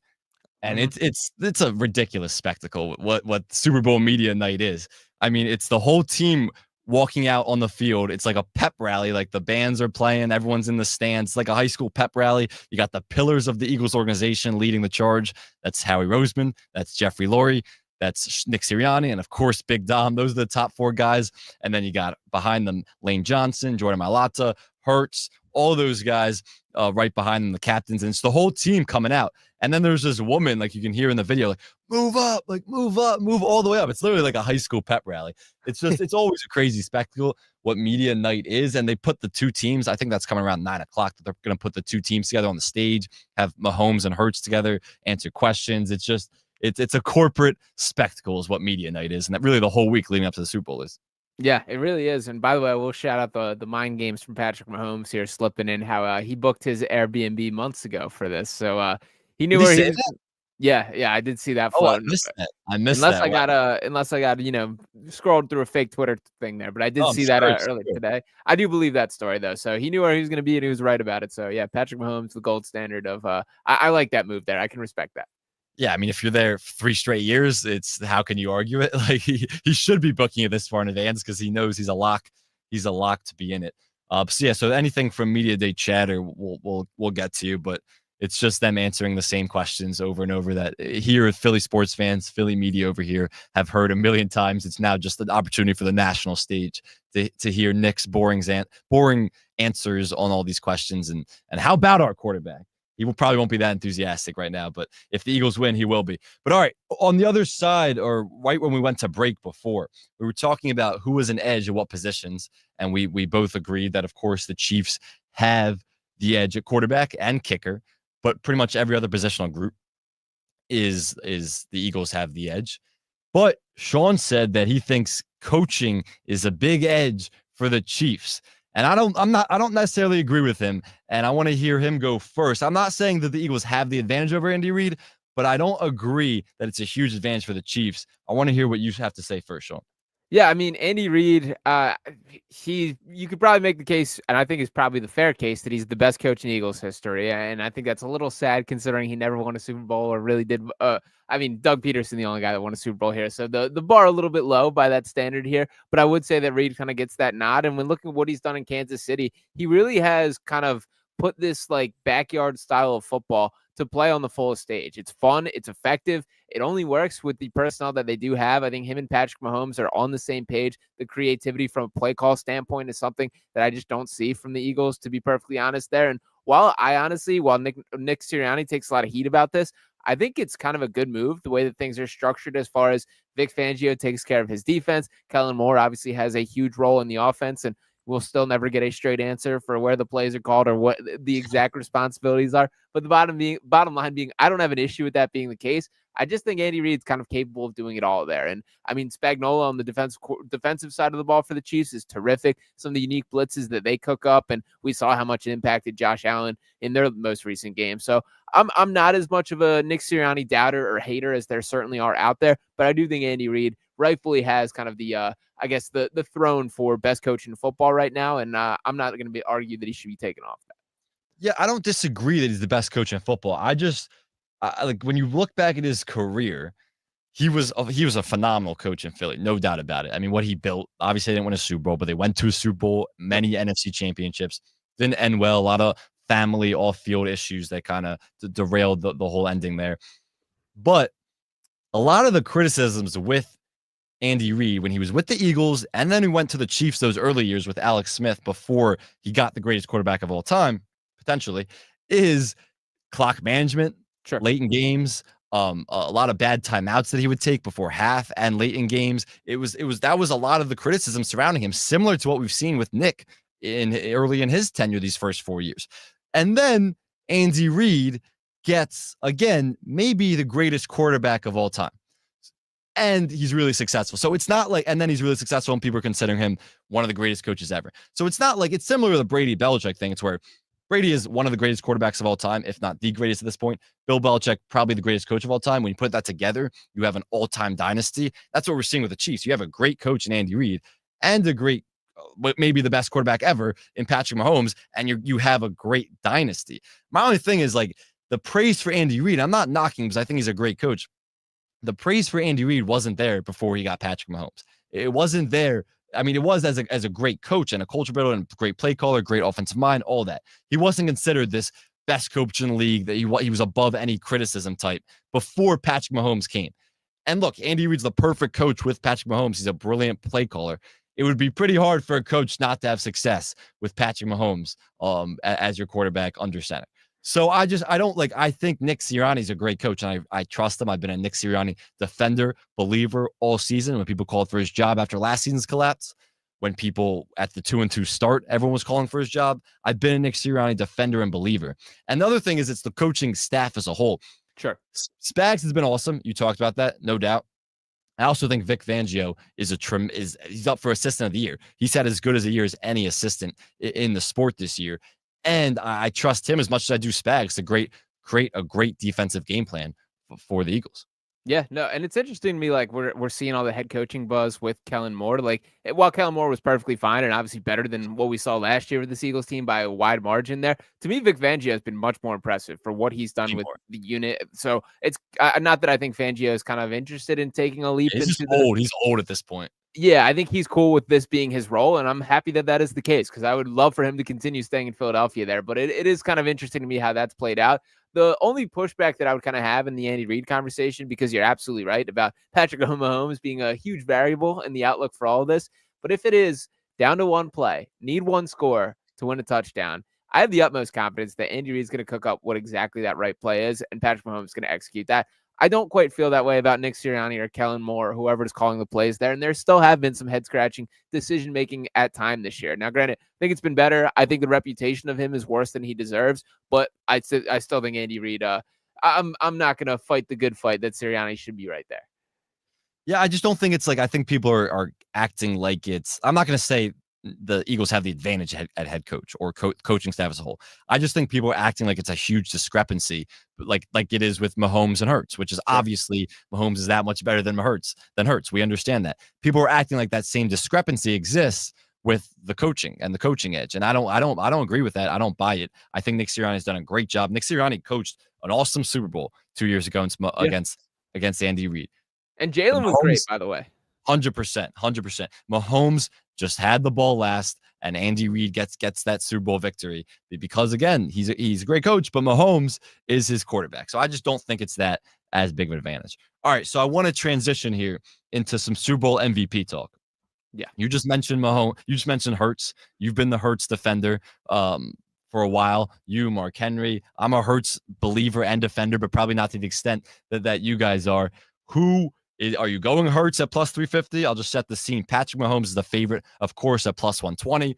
And just for not that any Chiefs fans would be listening to this, but if you are a Chiefs fan or a Chiefs backer / better, which I hope you're not, you should be taking Patrick Mahomes to win MVP over the Chiefs on the money line or even the spread, because there's no scenario, not a single scenario, where the Chiefs win this game and Mahomes is an MVP. So you get more value at Patrick Mahomes plus 120. Then you got Saquon Barkley plus 260. Jalen Hurts plus 350. It really drops off from there. Travis Kelce plus 1,500. Xavier Worthy plus 2,800. A.J. Brown plus 3,500. Kareem Hunt plus 6,000. Chris Jones plus 6,000. Smitty plus 6,500. Jalen Carter, if you want to go with a flyer, plus 7,000. And I'll stop there. Who is your Super Bowl MVP if you had to pick right now?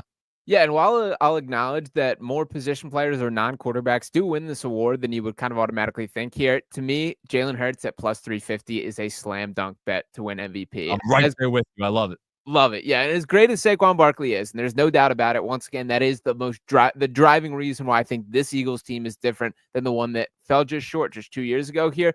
Jalen Hurts was the guy who held up his end of the bargain in that game. I would still go to battle and say that he outplayed Patrick Mahomes in that Super Bowl. I think he can do the exact same thing in this game. And sure, that has a lot to do with the weapons that he can lean on here. But sort of my expectation for how this game plays out is Saquon Barkley is going to be very clearly at the top of the scouting report for this Chiefs team. I think they are going to stack the box. And while it's easier said than done, they are the 9th rated rushing defense in the league. They've had more trouble stopping the pass. I think they're going to force Jalen Hurts to be the guy that beats them. And I think he is capable of doing that. So that is how I see this game playing out, is it is going to be on the shoulders of Jalen Hurts. And that's how it should be, man. This guy has not gotten his flowers for how much he has helped out this team and driven the bus in the way that it was necessary. And I think that he will finally get his recognition by hoisting that trophy and having a little extra recognition at the end of it. Let's play it again. How about our quarterback? How about our quarterback? How about your quarterback? He's a stud. He is a stud. I knew he was going to play that way. I knew it. Don't doubt him. All he does is win.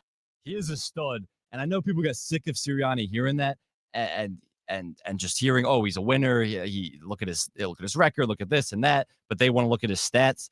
He is phenomenal on the biggest stages. Look at the biggest 2 games of his career. I would say it was of his pro career, which I would say are bigger than any college games. Super Bowl 57 2 years ago, biggest game of his career, no doubt. And then I would say the NFC Championship game, the most recent one, because it was the most recent, bigger than the other NFC Championships that he was in. Those 2 games, here are Hurts' numbers.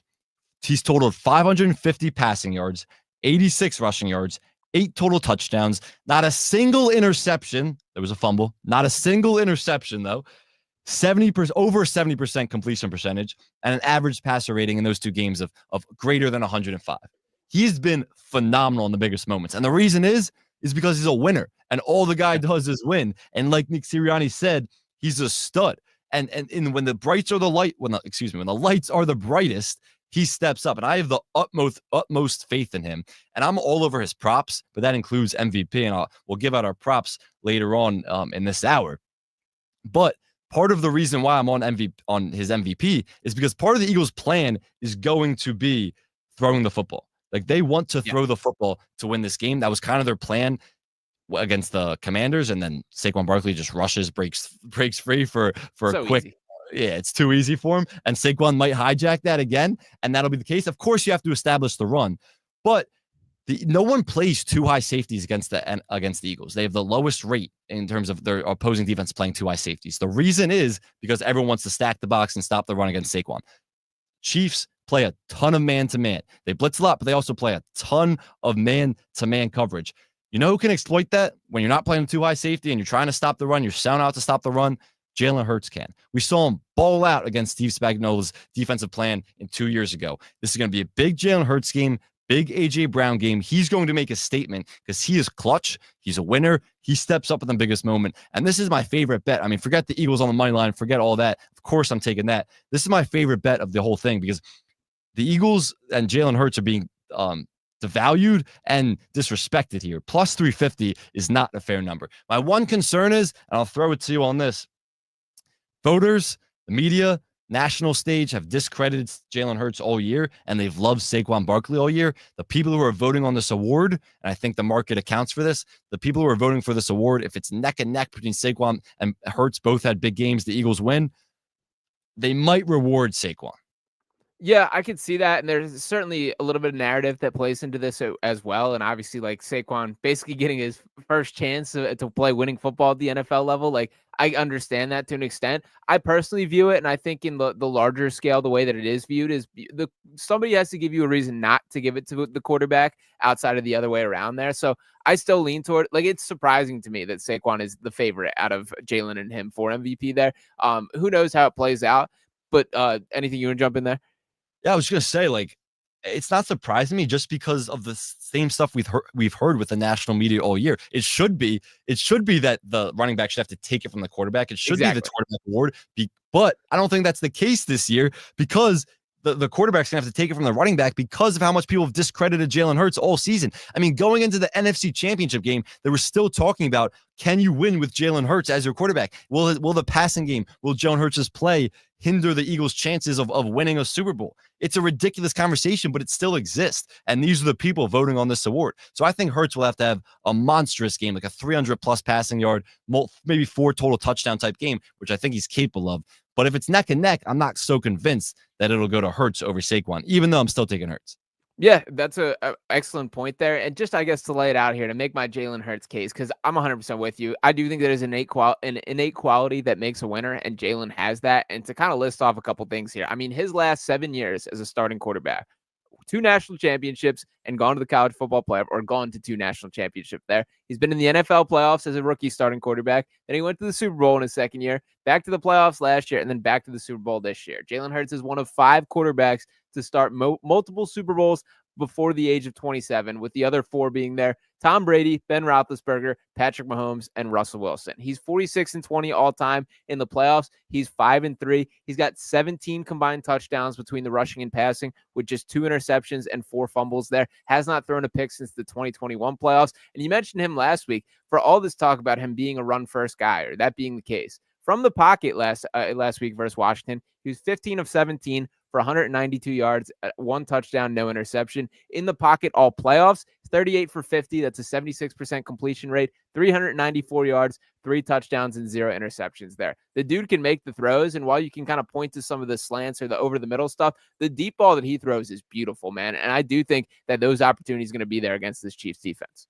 You're firing me up, man. Let's play it again. Let's hear it, Nick. How about our quarterback? How about our quarterback? How about your quarterback? He's a stud. He is a stud. I knew he was going to play that way. I knew it. Don't doubt him. All he does is win. All right, before we get into our next break, our last break of the show, and then we'll finish with some player props, some picks, all that good stuff. I think you're on the same page here. I think a lot of people are. But this Eagles team is better than 2022, right? You agree with that? Yeah, 100%. Absolutely. Yeah, I would say how much better, because offensive personnel is mostly the same, except, of course, the biggest thing, which is the running back, and the running game is all on a whole nother level. And you look at the stats of our rushing game in that Super Bowl in 2022, no running back had more than 7 carries, I believe it was. Those guys couldn't touch the ball. It was obviously Hurts was balling, so you wanted to keep throwing the ball. But we never established a run, and we didn't have a great running back room. It's completely different now. This offense is better, even though it's the same personnel outside of Saquon. But the defense is the big thing. The additions, it's younger. Number one, Jalen Carter is playing at an unbelievable level. We haven't seen this defensive line play, even though the sacks were there. I'm saying from an individual, we haven't seen it from Jalen. What we're seeing from Jalen Carter, we didn't see that in 2022. Linebacker play was Zach Bond, and it was Nakobe Dean. Obviously, he's out for the year, won't be playing in this game.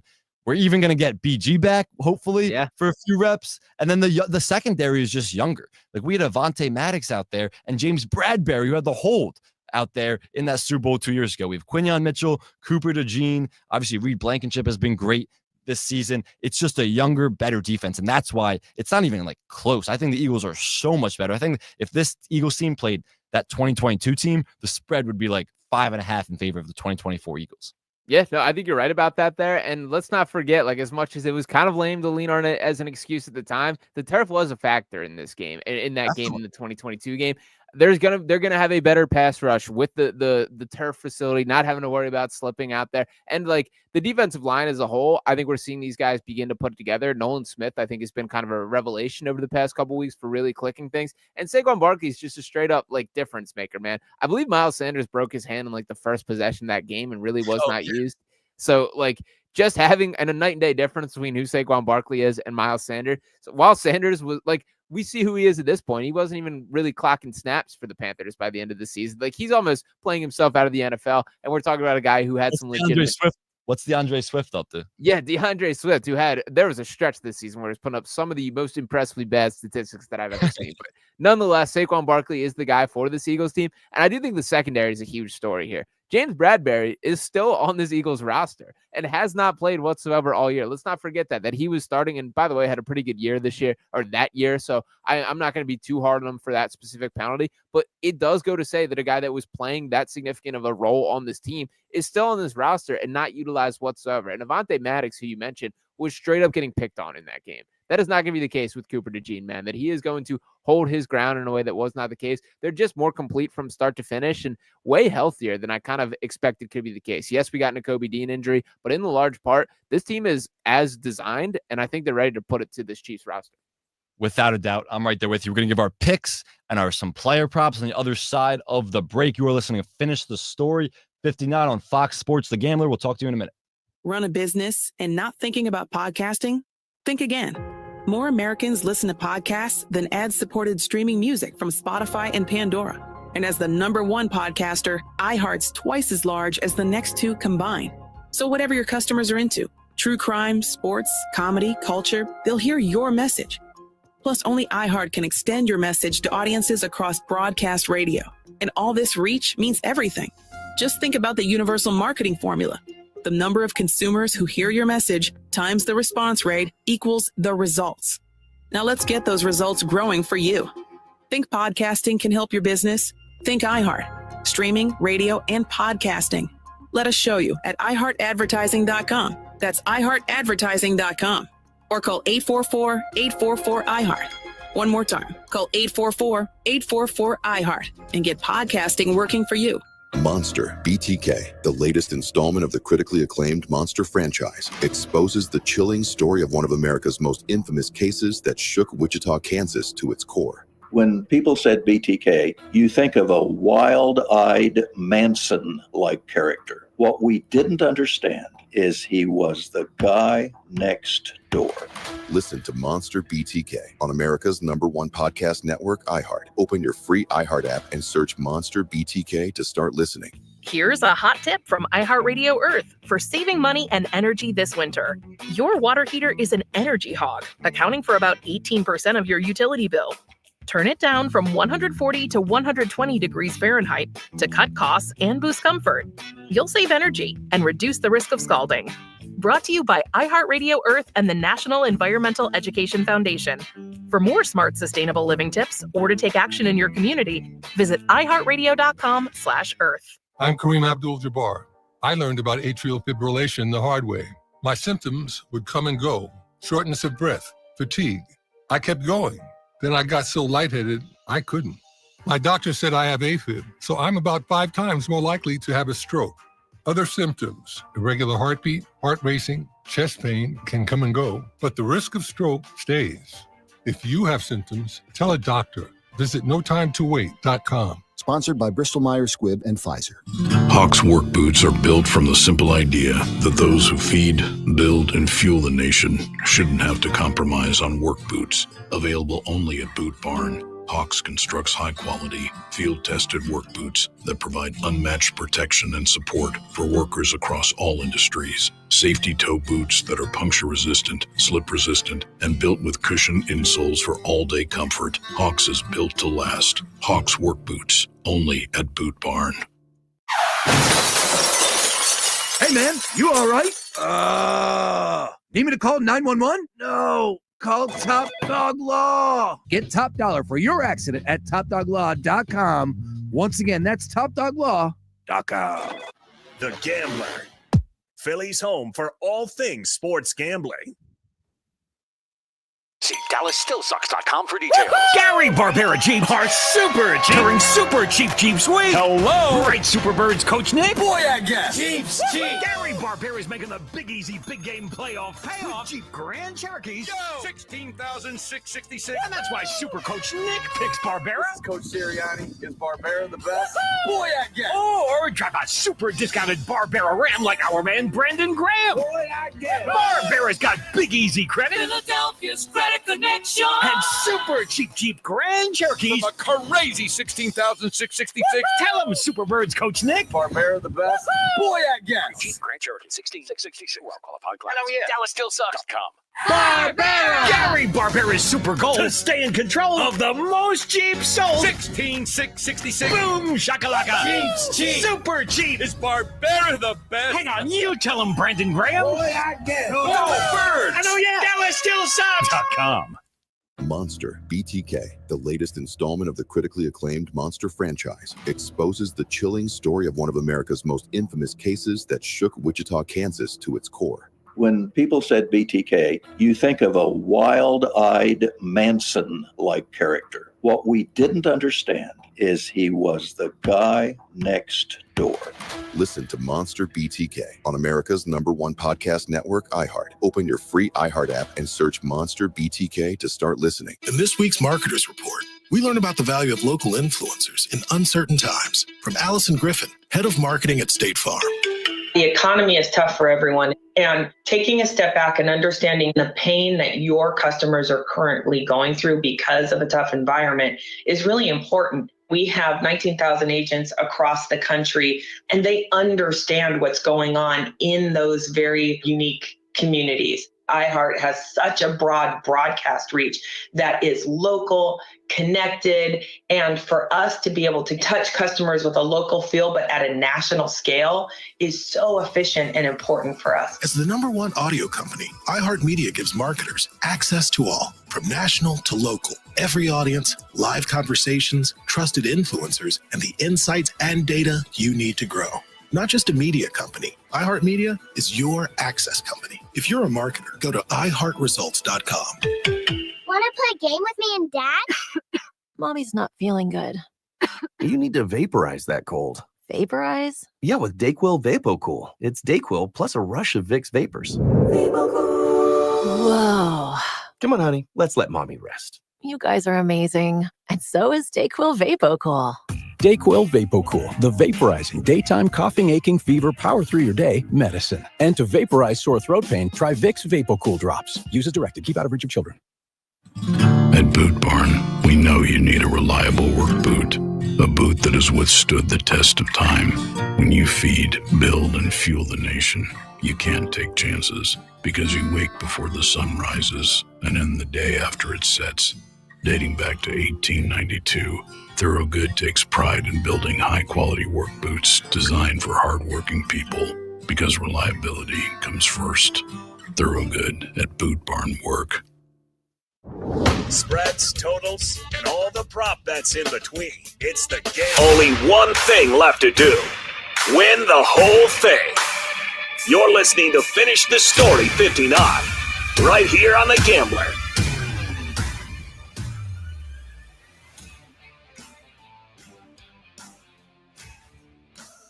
Welcome into Finish the Story 59 on Fox Sports The Gambler for the last 10, 15, 20 minutes or so as myself, Sam Oshtry, and Sean Barnard finish it out.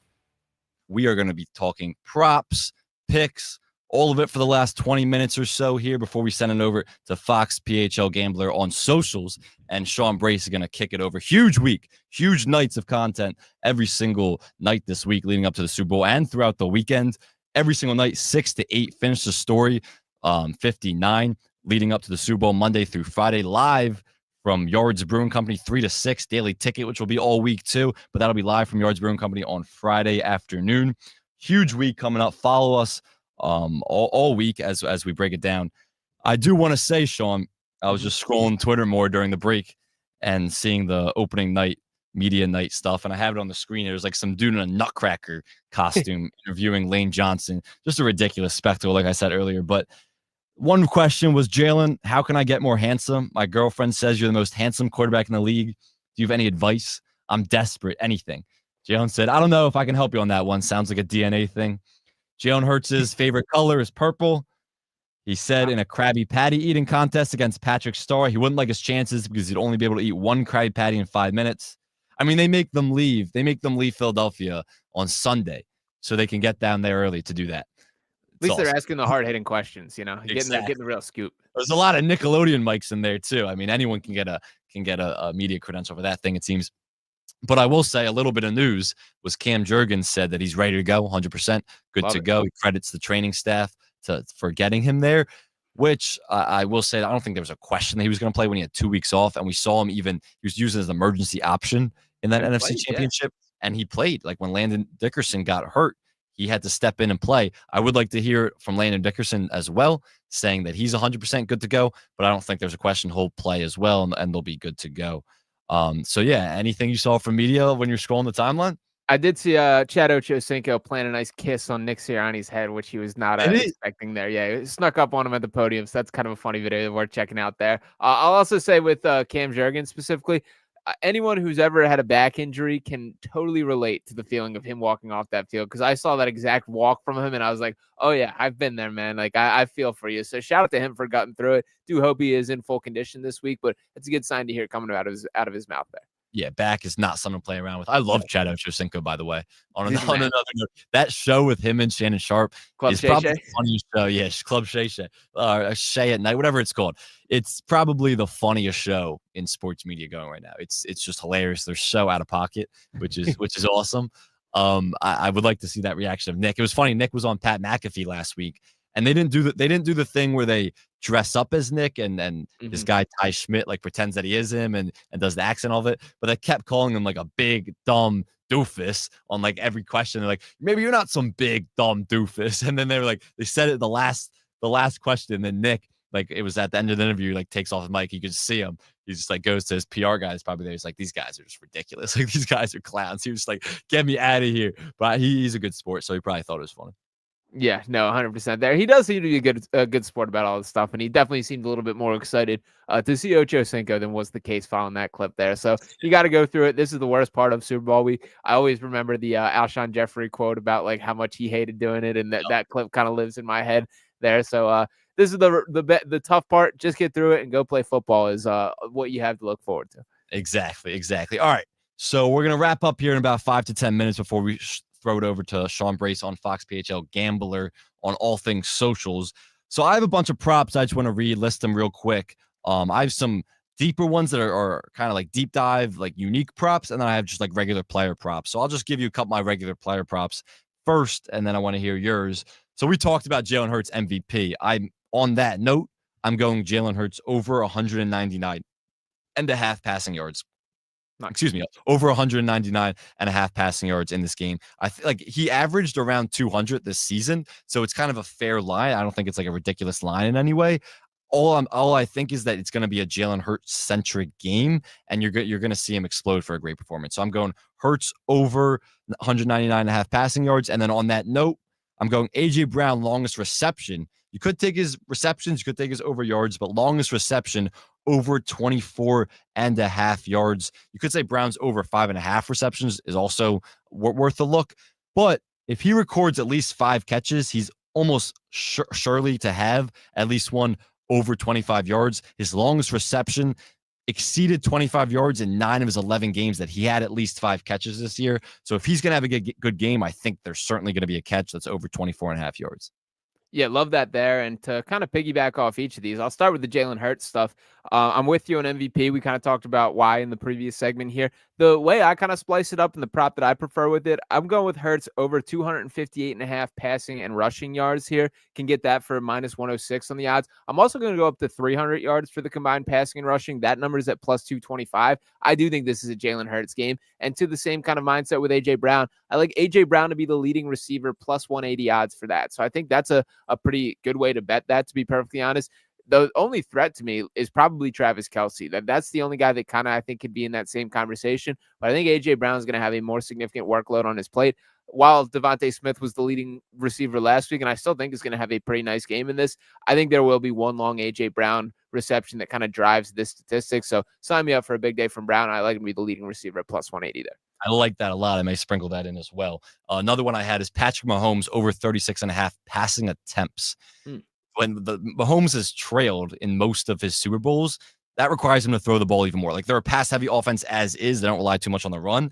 But when you're trailing, you have to pass even more. I think the Eagles get out to a lead. In his previous four Super Bowl appearances, Patrick Mahomes averaged 40.7 pass attempts per game. So I think you're going to see that. He's gone over at least 37 passes in the last 6 regular season games and 11 of the last 14 regular season games. So I think you're going to have a huge passing attempt day from Patrick Mahomes.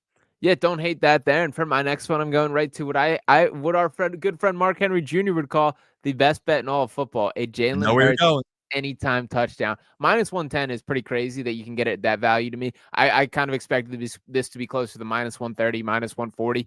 It's worth laying that there. And I think you can have the same mindset where you look at some of the passing and rushing touchdown combines, that there's some value on the plate there. But we're keeping it simple and going with a straight up anytime touchdown at minus 110. He had 3 of them the last Super Bowl. I think he could be in that same ballpark this time. Yeah, I'm probably just going to bet that just in every parlay too. Yep. It's just an obligatory bet at this point. Last one that I'll say from player props is Dallas Goedert under 4.5 receptions. I know Dallas Goedert's overs, yards, and catches and all that are a really popular prop. But sometimes when everyone zigs, you got to zag a little bit. And I just feel like it's not good. And he's been awesome this playoff run, no doubt.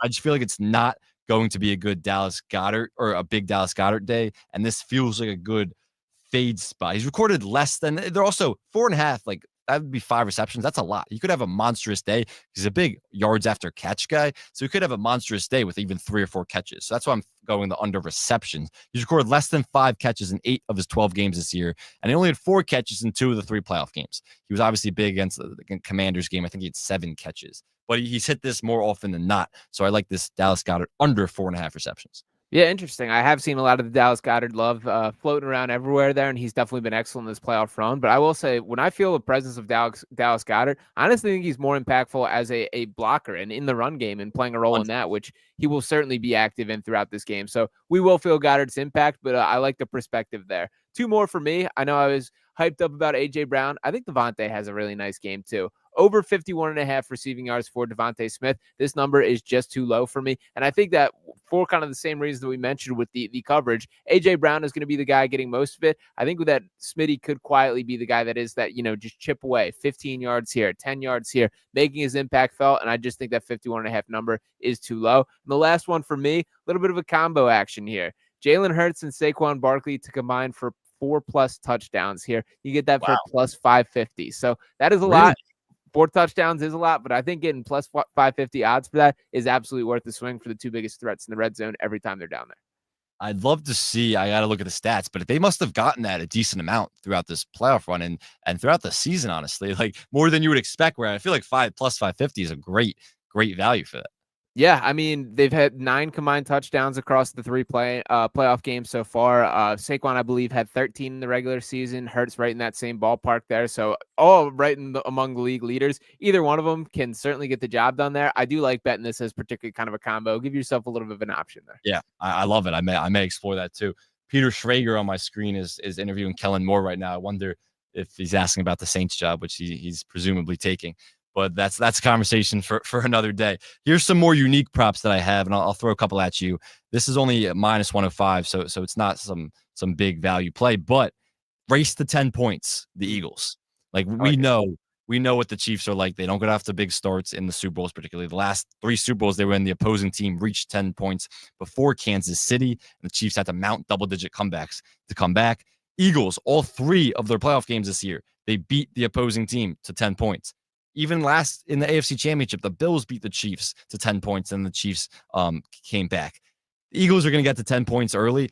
How they win this game is getting out to a lead early and then stepping on their throats, controlling with the run game, not abandoning the pass, because I think that's what's going to get them out to that early lead.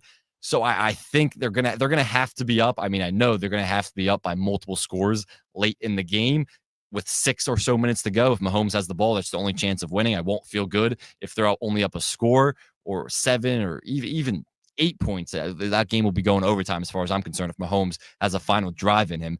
But I will say that the Eagles are going to have to have a bigger start. It's what we've seen. So the Eagles minus 105 race to 10 points. Yeah, I like that there, and totally in agreement that to take control of this game, the Eagles have to take the game script, take a lead, be a run-first oriented team. It's not going to be a good system if they're playing from behind, trying to find a way to have a comeback performance there. And I will also note, never take the foot off the gas. The Chiefs have trailed at halftime at all 3 of the Super Bowls that they have won during this era. We felt it front and center just 2 years ago that it felt like the Eagles had them on the ropes. Patrick Mahomes limping around, and all of a sudden, there it goes. But I am in agreement that I think the Eagles get off to a fast start and grab control of this game, so do like the race to 10 there. Yeah, I completely agree with you in terms of the game script. Like, we have to be up at least 10 points, at least 2 scores with like 7 to 8 minutes left. And then I'll feel good. I still won't feel great. But man, it's not going to feel comfortable because we've seen it again and again. Mahomes has the ball in a 1-score game. I think I saw that they've won 17 consecutive 1-score games. That is ridiculous. It's by far an NFL record, but that is a ridiculous number to get. You have to have a lot of luck, which obviously the Chiefs have. Sure. You're saying rigged. I'm not going to go there, but I'll tell you real quick. I was actually, last time I was in New Orleans, this was funny. Last time I was in New Orleans, took an Uber ride back from where I was staying in New Orleans with a friend of mine to the airport, and we passed the Superdome where the Super Bowl is going to be. And this Uber driver was an absolute nut. Like, you talk about a conspiracy theorist, like, he was crazy. He was talking about politics at first, but then he asked where we're from, and we said Philadelphia. He started talking about the Eagles, how the Eagles lost. I think it was like the year after they lost in that Super Bowl. Maybe it was like days after. I forget last time I was in New Orleans. I think it was like a couple weeks after the Eagles lost in that Super Bowl to the Chiefs. Mm-hmm. And this Uber driver goes, well, you know what stadium that game was in 2022? I was like, I was like, not really paying attention. I was like, oh, what stadium? Even though I knew. It's like State Farm Stadium. He's like, do you know what Patrick Mahomes' biggest sponsor is? I'm like, oh, what? He's like, State Farm. He's like, you know, the NFL's out to get them. It's rigged. And that just came to mind as I was talking about how the NFL could be, that people think it's rigged for Patrick Mahomes. That was one big conspiracy theory out there. Of course, I don't subscribe to that at all.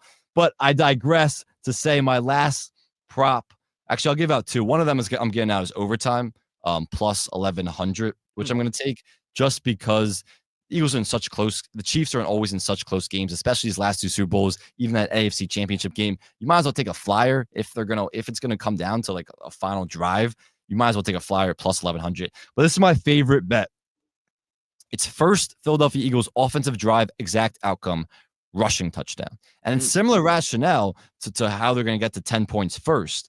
But they're going to pass the ball early in this game, like we've talked about a ton. They're going to pass the ball early in the game, be aggressive with Jalen Hurts' arm. But when they get into the red zone, they're a rush-heavy team because they have threats in Hurts and Barkley. Well, they're going to get into the red zone on that first drive, and they're going to score a touchdown on the ground. Everyone was talking about their slow starts earlier this season. That hasn't been a thing at all. They've scored on the opening drive in all 3 playoff games, and 2 of them were on the ground rushing touchdowns. So at plus 500, I'm taking this. I love that bet there. And yeah, it is interesting. Like, they have completely snapped that cold streak at the start of the season. They did not score in the opening quarter until week 9 and did not score in the opening drive until, I believe, week 14 was the official date there. But these playoffs, it's been smooth sailing. To close the season, it's been smooth sailing. And I do think that was nothing more than kind of a mental hurdle they just had to break real quick. they did do that, and you're absolutely right that I do think this is going to be very rushing oriented around the red zone and around the goal line there. So love that. Great call. And as far as the overtime conversation, man, I can't think of a worse way for this game to go than to be stressing overtime. When you think about how much nerves will factor in from just a pure viewership perspective there, that sounds like an absolute nightmare to me. Yeah, there's going to be a lot of heart attacks that night if this game's going to overtime. Hopefully it doesn't. But look, if we win in overtime, I don't care how we get it done. Just win the football game. Before we get out of here, let me ask you 2 questions, quick answers. Hit me. One of them, not one football, one basketball. Number 1, give me a final score prediction. I'll just tell you mine right now, 34-27 Birds. We're up by 2 touchdowns late, or around 2 touchdowns late, and the Chiefs, with like 6 minutes left, they make a big drive, score a touchdown, onside kick, or I guess they have to do an onside kick at that point. Don't get it. We win 34-27. Confetti falls. Epic night in Philadelphia next Sunday. Next question, after you give me a score prediction, will Paul George be a Sixer by Thursday night? As far as the Eagles go, 28-20 Birds is my prediction there. I think it's going to be a little bit lower scoring than a lot of people are kind of hyping up to be, that I think both these defenses are better than they've been given credit. And that's going to be a little bit of a story of this game to me. But I do think that it does come a little bit down to the wire. We are nervous about it, but you wouldn't want it any other way. Ultimately, the Eagles get the job done. 28-20, locking in the score prediction there. So the Eagles to obviously win and cover, being the underdog there, with it going slightly under the total. As far as the Paul George conversation, I think he will continue to be a member of this Philadelphia 76ers team. I think the Sixers are going to split the deck here. They're not going to sell. They're not going to be buyers. They're probably the 1 or 2 minor moves, and we're mostly going to be talking about, can Joel Embiid get healthy? He was upgraded to questionable ahead of tomorrow, so maybe we see him on the floor. Yeah, he might actually play. I don't know what to make of the Sixers team. They looked awesome for 3 quarters yesterday. Well, 2.5 quarters, really, and then Celtics just flipped a switch. They're playing better basketball of late. Paul George is certainly not the problem with the Sixers team, but he hasn't been a part of the solution either. So for better or worse, I do think that he will be here, and that they at least see out this experiment for a little longer. Yeah, I mean, what could the Warriors even offer? Like, the Warriors are checking on every star, and it's like, what do you have to offer? Jonathan Kuminga, who's going to be a restricted free agent after this season. Moses Moody, like Andrew Wiggins, who's just like, he's having a decent year, actually, Andrew Wiggins, but he's really just like a salary guy. What are you going to offer if you're giving if you're trying to trade for Paul George from the Sixers or any other star?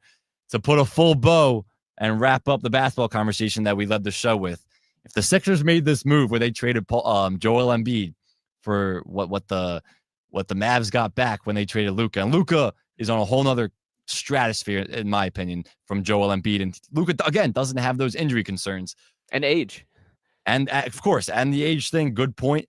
If they made this trade 2 years ago, though, it would be a similar reaction, but it would look genius right now. But this could reset how teams approach their dealings with superstars like that, because we wouldn't have seen that 2 years ago before this. Yeah, I mean, that's the gamble that the Mavericks are making, that they believe his body is destined to fall apart in the near future. I just don't quite see it that way, and think it's kind of I mean, obviously they know more behind the scenes than we do there, but from stylistically, the way Luka Doncic plays and the results that we've seen from him so far, I do think that's kind of a pretty pessimistic view on how things could go. Who knows? We'll see how the rest of his career ultimately unwinds, and this will be one that certainly people will be bookmarking and checking on throughout as it goes. But yeah, you're right. This would have been a sell high move that if you were in that world of the business of, Joel Embiid getting rid of there, that would have been the time to do it. But that ship has far sailed in my mind, and I don't think I see a world in which they can get anything close to remotely equal value in an Embiid trade. So he may not be, ideal for the Sixers team, but I still think the best option is just hope he can get healthy right now. Yeah, I'm there. I'm there with you on all that. Sean, I appreciate you joining me. Thanks, everyone, for listening. This has been Finish the Story 59. You can catch this every single weeknight, this entire week, as we lead you up to the Super Bowl, 6 to 8 p.m. That's going to be following the Daily Ticket, 3 to 8 p.m. And coming up after this on all things socials, Fox PHL Gambler, you can catch Sean Brace, Eagles at Night, breaking everything down. The media night that we see going on. Darius Slay's on my screen right now. Sean, I appreciate you joining me, and we will talk to everybody in a little bit. See ya. Oh, could this vintage store be any cuter? Right? And the best part